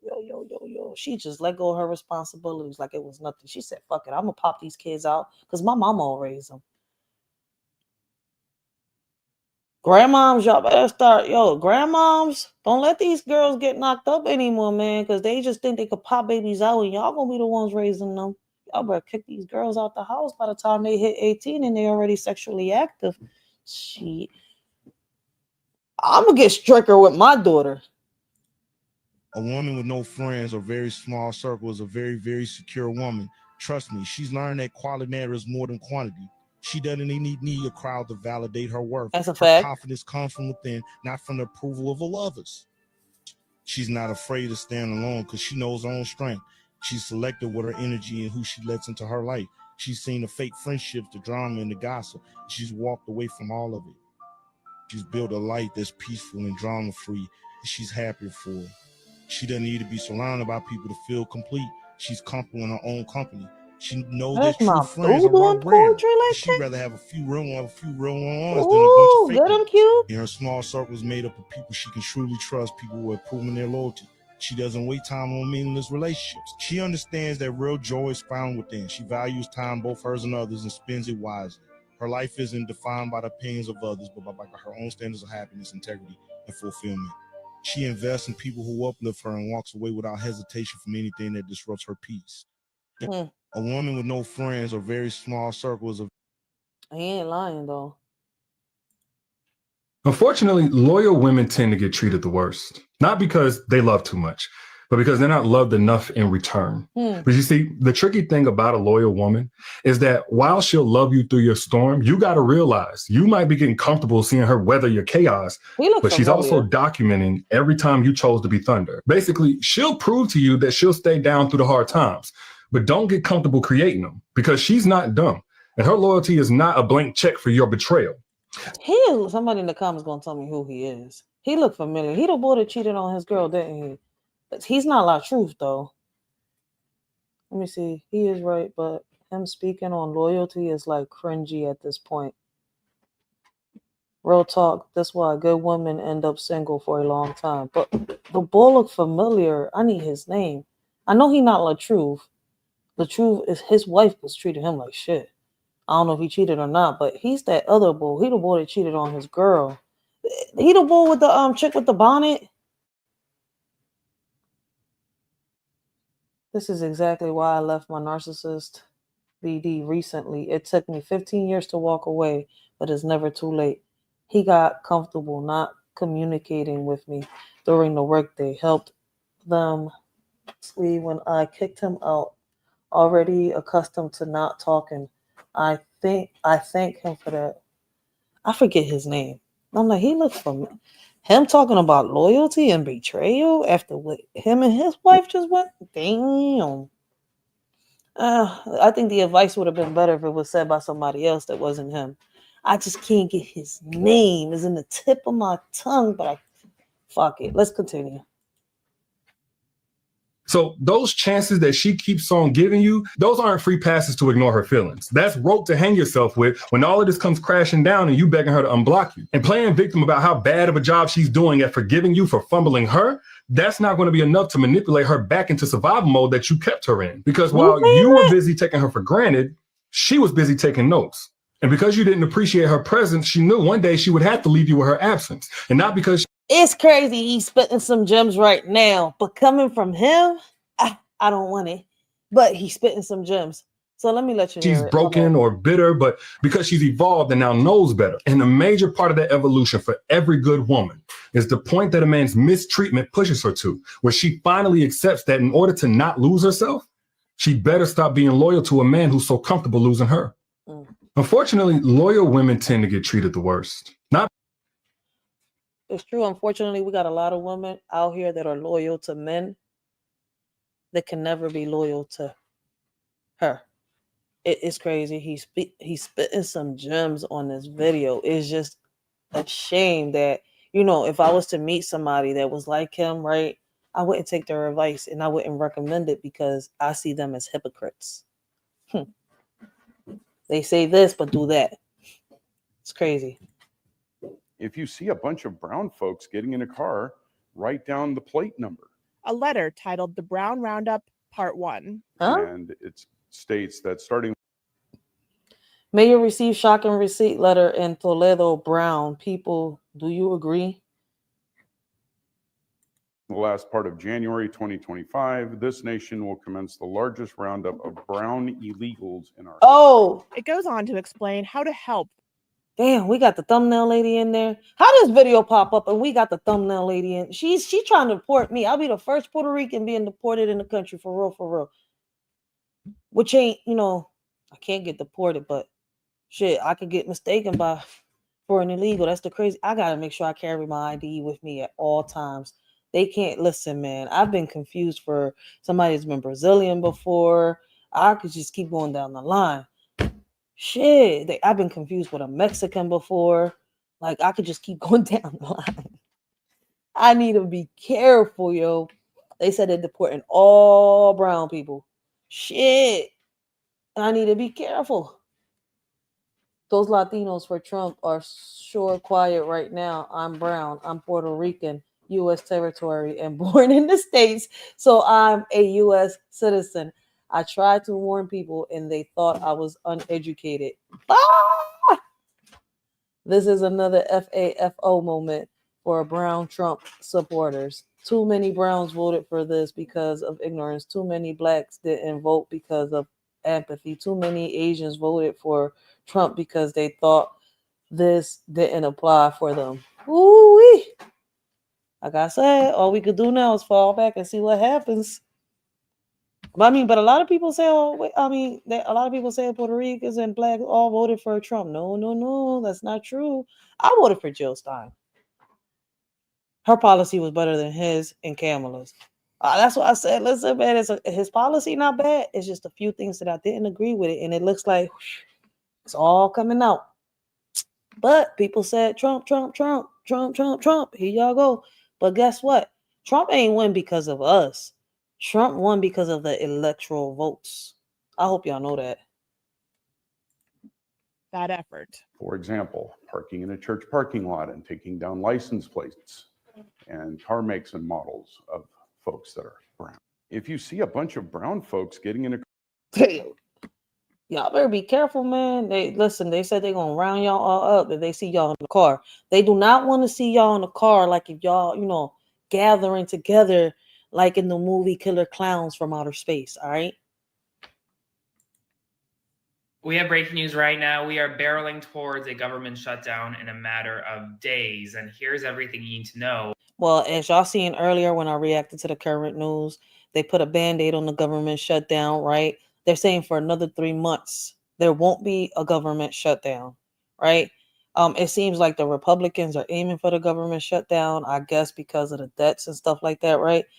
But why do the government shutdown? That's going to affect a lot of people, especially the people in the urban communities. Like, what is y'all planning to do? I hear that y'all saying that, for these next 3 months, y'all help take care of the farmers. Did y'all really help them? I hope y'all gave them enough money that y'all going to take care of small businesses and stuff like that. Well, how's anybody going to buy anything from farmers and businesses, right? If y'all plan on shutting the government down after 3 months. What's behind this government shutdown? What is the real reason why y'all want to shut down the government? I'm going to keep asking that question until I get to the bottom of it. I'm like Inspector Gadget. If the government is shut down on Friday. Number one, hundreds of thousands of federal employees would be furloughed during Christmas and New Year's if the shutdown lasts that long. Meaning during the holiday season, these federal employees may not receive pay. They'll receive back pay when the government restarts, but until then, they won't have pay. Number two. So far from what I see, we got what is it, Israel or something like that, threatening the U.S. to sit here and shut the grid down for Chicago, New York, California, and certain states. And I'm over here like, wait, is it possible that they could sit here and shut down the grid from certain, the electricity from certain states? But apparently it's possible. But they get their energy from us, but we do get certain energy sources from them. So it's like, I want y'all to go do y'all research. This is just crazy. Travelers will face longer lines at airports during the busiest holiday season of the year because you'll have less TSA agents reporting to work and less security checkpoints open at airports. Third, the National Park Service will likely have to close down several national parks across America. Fourth, the NIH will not be able to admit new patients and will not be able to process grant applications. Fifth, the EPA may have to halt inspections of sites that include hazardous waste, drinking water, and chemical facilities. And finally, Social Security and Medicare could be impacted because benefit verification as well as card issuance could be impacted. Now, this is not everything. We have breaking news right now. We are barreling towards a government shutdown in a matter of days. And here's everything you need to know if the government is shut down on Friday. Number one. Oh, it's not. My bad. I was paying attention to over here. I didn't mean for that to repeat. Let's see. But they already passed the bill, so there won't be no government shutdown. Let's continue. Hollywood loves to put the truth right in your face because they think you won't notice. Please tell me you remember this movie Limitless, where the guy was a loser until he popped a certain substance that allowed him to access 100% of his brain power. A lot of people think it's fact. Oh yeah, like the movie's like Lucy. I gotta watch it again because it's been a minute. But yep. This movie's kind of like Lucy. I recommend that movie for a lot of y'all to watch. I just like, where do they have it now? But its real world counterpart actually exists. They are trying to wipe this doctor off the face of the earth because he revealed it on a live podcast. Listen very carefully before this gets taken down. Most people, especially young people, plus it's all probably don't realize that they're walking around right now at about 55%, maybe 60% of their true state of normal. I'm guessing somebody said that they tried it. It's called Neural Gum and that it is trash. Plus, it's all CVS. Yes, this has been my favorite movie for a long time. I just ordered some today. I'll leave a review after I test it out. Neural Gum, Neural Link. Just call Joe Rogan, random podcaster is crazy. If it's that good, why can only take it one time? Seem like to me, only way it works, you got to keep on taking it. But what its side effects? Shit, I don't know. When y'all take it, let me know, because I'm sure as hell not taking that shit. I ain't a guinea pig. Y'all want to go ahead. Amino acid, substrate, compound, an element missing from their body that if they knew what it was, would make the difference between them being an average person and being a superhuman. A supplement. Don't end your sentence there, Gary. So it's called L-theanine. What that? I think we reacted to this video the other day. Oh shit. I had to hear him say, like, that shit just triggered my memory, hearing him say that. Like, we reacted to this video the other day. Shit. Listen, give me another way to become superhuman than to pop something the government make. I don't even want to pop the damn perk. I'm good. That doctor is talking about is L-theanine, and studies have shown that it's literally the building block of dopamine and serotonin in your brain. Random podcasters like this guy have already known about this, and they're way ahead of it. Tell people about some stuff that I have no affiliation with. NeuroGum is one of them. We always keep NeuroGum in the studio. We go through 4 or 5 fucking boxes of that stuff. NeuroGum really works? Oh yeah, 100%. Oh wow. It's got theanine in it and caffeine and a couple other things, and what it does is it enhances your memory. It enhances your brain's ability to form sentences, increase in alpha flow state. It showed increase in verbal memory, increase in, I think it was a reaction time, but it does something. What Joe is talking about? Okay, so he said it does something.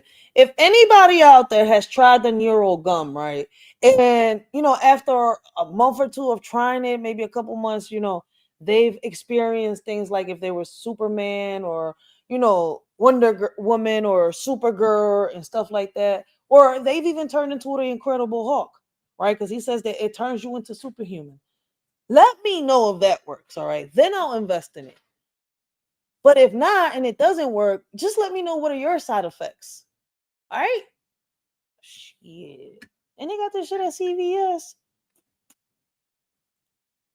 About is this NeuroGum stuff, and it's the first of its kind to mix caffeine and L-theanine together. I like Joe Rogan, but I trust science even more. When I looked it up, you guys, there are hundreds of these studies that show that blending caffeine and L-theanine can give your brain a huge performance boost. Basically just makes your brain work a whole lot. Okay, so go naturally. Why why take a pill or a gum that the government made? I mean, they got all this natural. So go get some caffeine, and I can't even say the other word that he just said. Mix that shit together like like you a witch on some hocus pocus type shit in the pot. Mix it together and take it. Bye. A lot better. Because it's not a weird, like wired or jittery energy that you get from coffee or energy drinks. It's more like a subtle push or subtle nudge of energy to get you into the zone and keep you there. When I chew like 2 of these, I'm more like clear-minded and focused. No more like scatterbrain when I have. Oh, so you chew 2 of those and you're high. Just say you're in cloud 9. You're more focused. Cloud 9. Focused on what though? To sit down at my laptop and do schoolwork. Only red flag about this is since Joe Rogan said he uses these on his podcast, these things have been flying off the shelves. You guys can get like 54 pieces right now in the TikTok shop for like $20. So Joe Rogan made that. Why the heck would I pay for 54 pieces of gum? $20.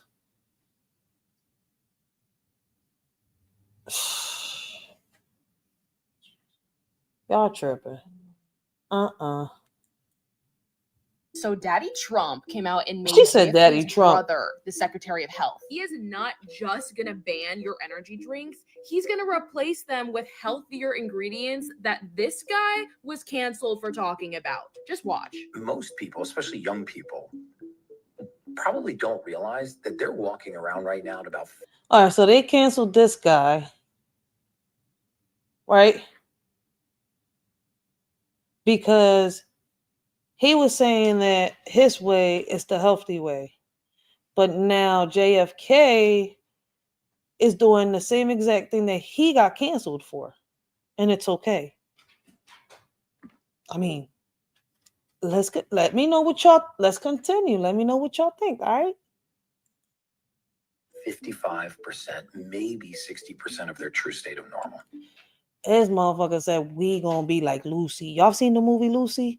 Where, you know, at a certain point in time, she's able to, you know, take capacity. She has the capability of, you know, how can I say it? Use her brain at full potential. Shit. And it make you super human too. Shit. You know what it is to be super smart, being able to portal from place to place? Like, I said that all fucked up. I know.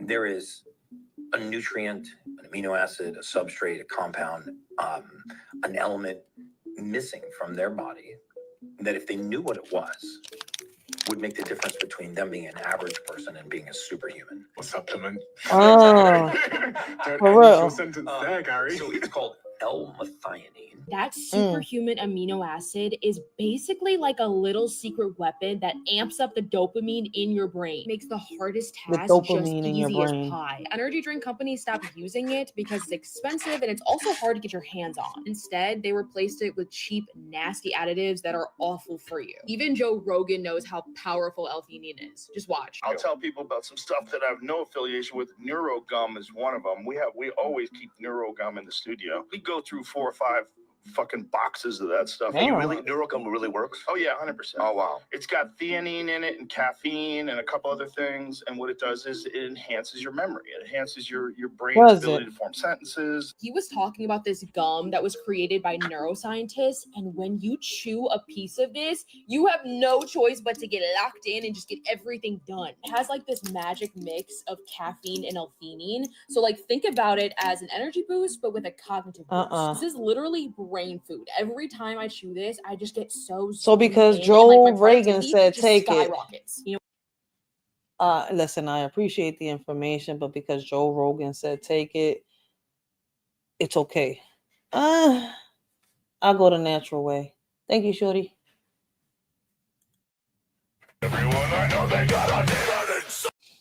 Breaking: a bill has been filed in Florida to ban the display of pride, BLM, and other political flags on government property in the state.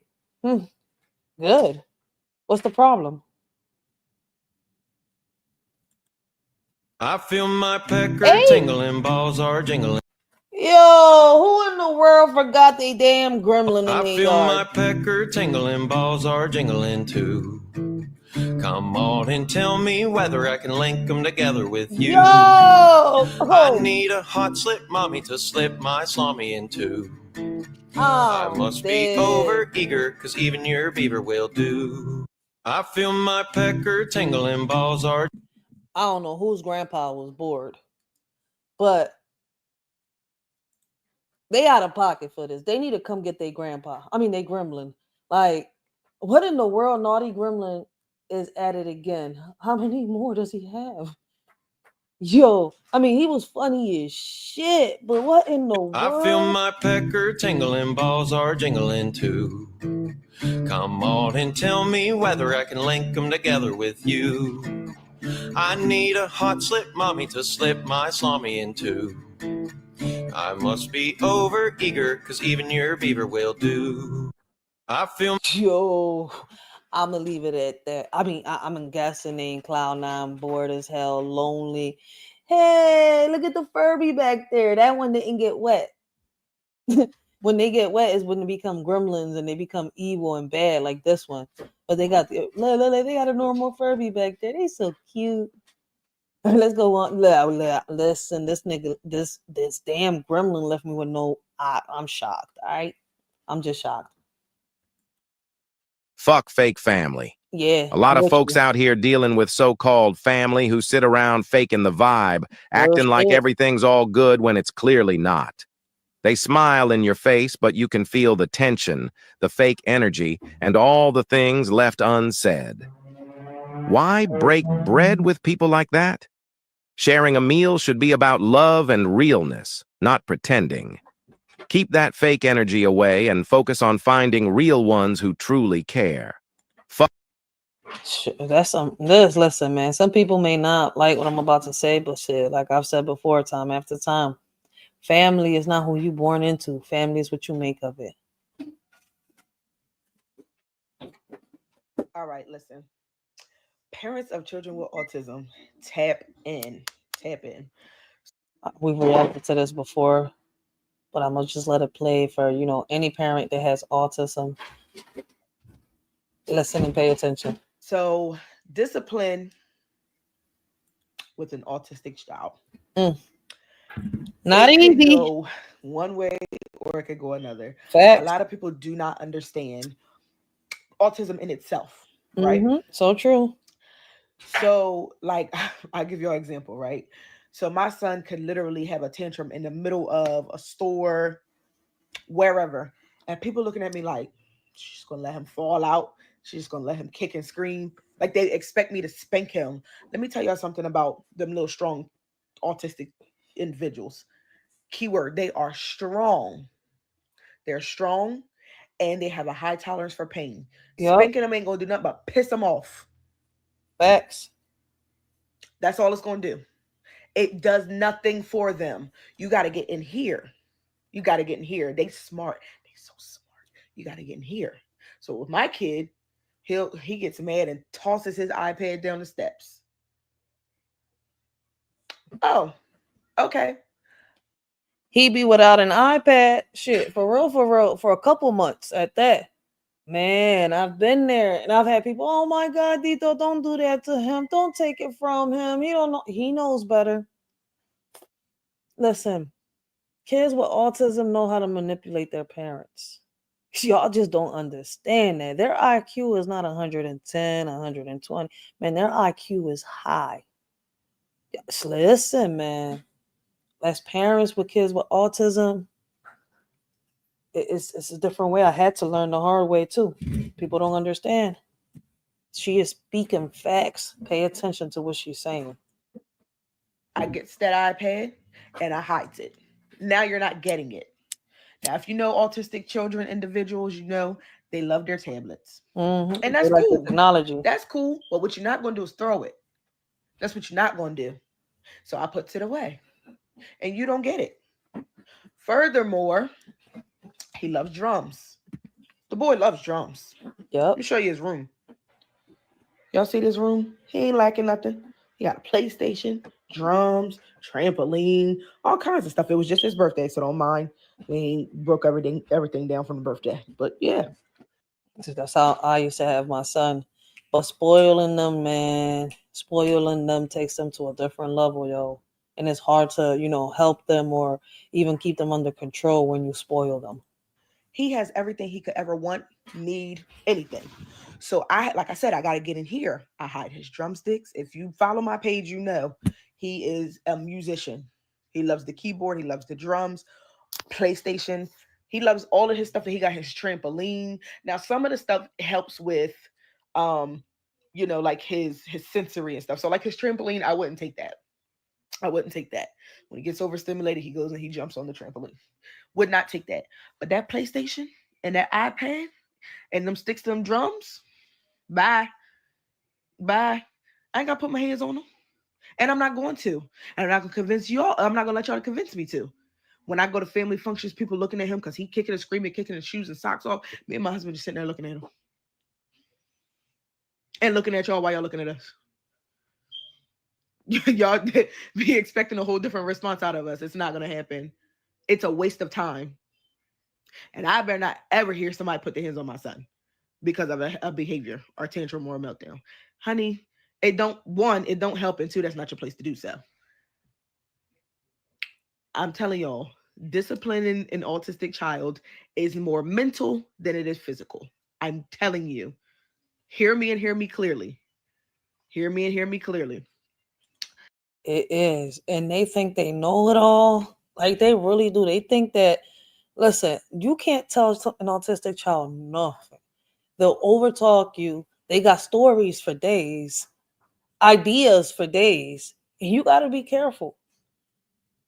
I wish that, I had the, right amount of support for my son until 2019.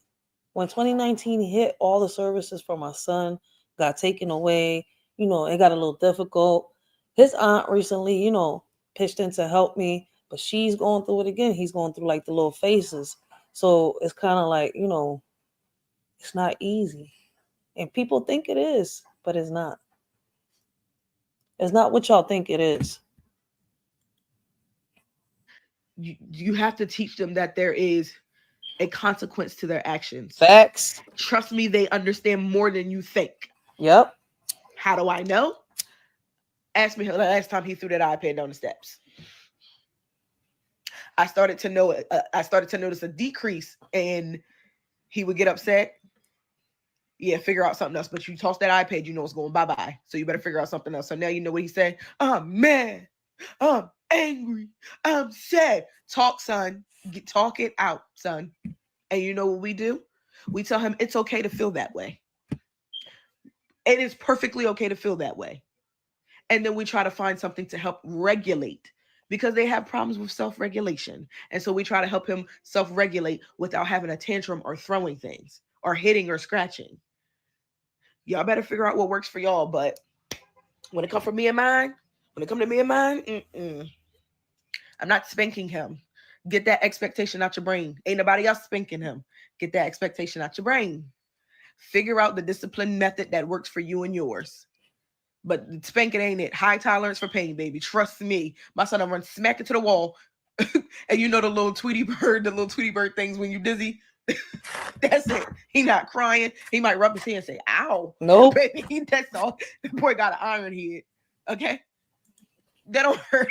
Pain don't hurt. Yeah, I believe her, because my son sat here and he thought he was Spider-Man for a good minute, yo. You know how many times he got his head cracked open? I'm in the ER sitting here like, damn, like, how am I going to do this? Fearing that, the next time he does it, you go through hell when it comes to the kids with autism, yo. But what's crazy is you can't help but love them, even when you're mad at them or they're mad at you. For real, man. But there's different ways, and trust me, hitting a child with autism doesn't work. And she's not right on the no feelings part. It will only make the situation worse. It makes them get defensive in reality. Let me see how long I've been on this, John. From the FBI. They're warning all of us. Oh yeah, I'm about to get off of this. This is going to be the last video. I'll see y'all later on. And by different, we mean from iPhone to Android. To Android, yeah. They say text messages between Android and iPhone users are unencrypted and could be seen by Chinese hackers. So iMessage. Oh my God. WhatsApp messaging supposedly is still safe because they're fully encrypted. So finally, people can stop making fun of folks who are like, oh, you have an Android, or if you have an Android, you have an iPhone. There is a reason why we don't like texting people with a different type of phone. Now there's science to back it up. If I want to text somebody, but I don't know if they have an Android, is there any way to tell? I think when you first put the number in, it'll be like turn blue or green at the top. Green at the top. So then don't text them. But people will judge. When people say, like, I don't want to text someone who has an Android or something. Well, people are like, oh, that's horrible. Now you say the Chinese are listening. I don't want to be hacked. That's all. I mean, I think everybody's listening. It ain't the Chinese. I mean, they tell us it's the Chinese, but it be your own government. Listen to what the shorty in the comments says. America has been recording our calls and texts since 2001. bro, if anyone wants to spy on my messages, they're going to be real bored. Real shit. What are they going to know? I eat out way too much and I hate everyone. I know she just did not say sense to back it up. Yo, listen, they be saying the craziest shit. Television. We don't trust the FBI. If I don't trust the FBI or anything government related, they can read my messages. Nothing important, man. I say the same shit. Read whatever y'all want off my phone. I ain't got shit to hide. The hell? We're just trying to worry about the safety of our information. That's right, you loser. Here's the thing. I have an iPhone and my parents have Androids. So now I can't text my parents because they have Androids. And it's not safe. I was going to text your dad today about something, but nope. Well, as long as you text my dad and not my mama, then I'm fine. I know. I'm afraid of her. Big news from the FBI. They're warning all of us smartphone users about receiving text messages from.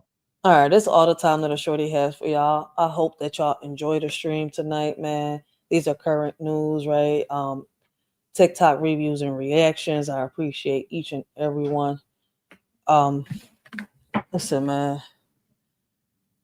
Whew. Let us shorty know what y'all think, man. If y'all haven't subbed up to a shorty yet, make sure y'all do. Because listen, I don't schedule lives, man. I just pop up. I will be coming on later on. I'm not sure what time it is, but I know I'm coming back on later on. We're gonna be reacting to some more current news and TikToks.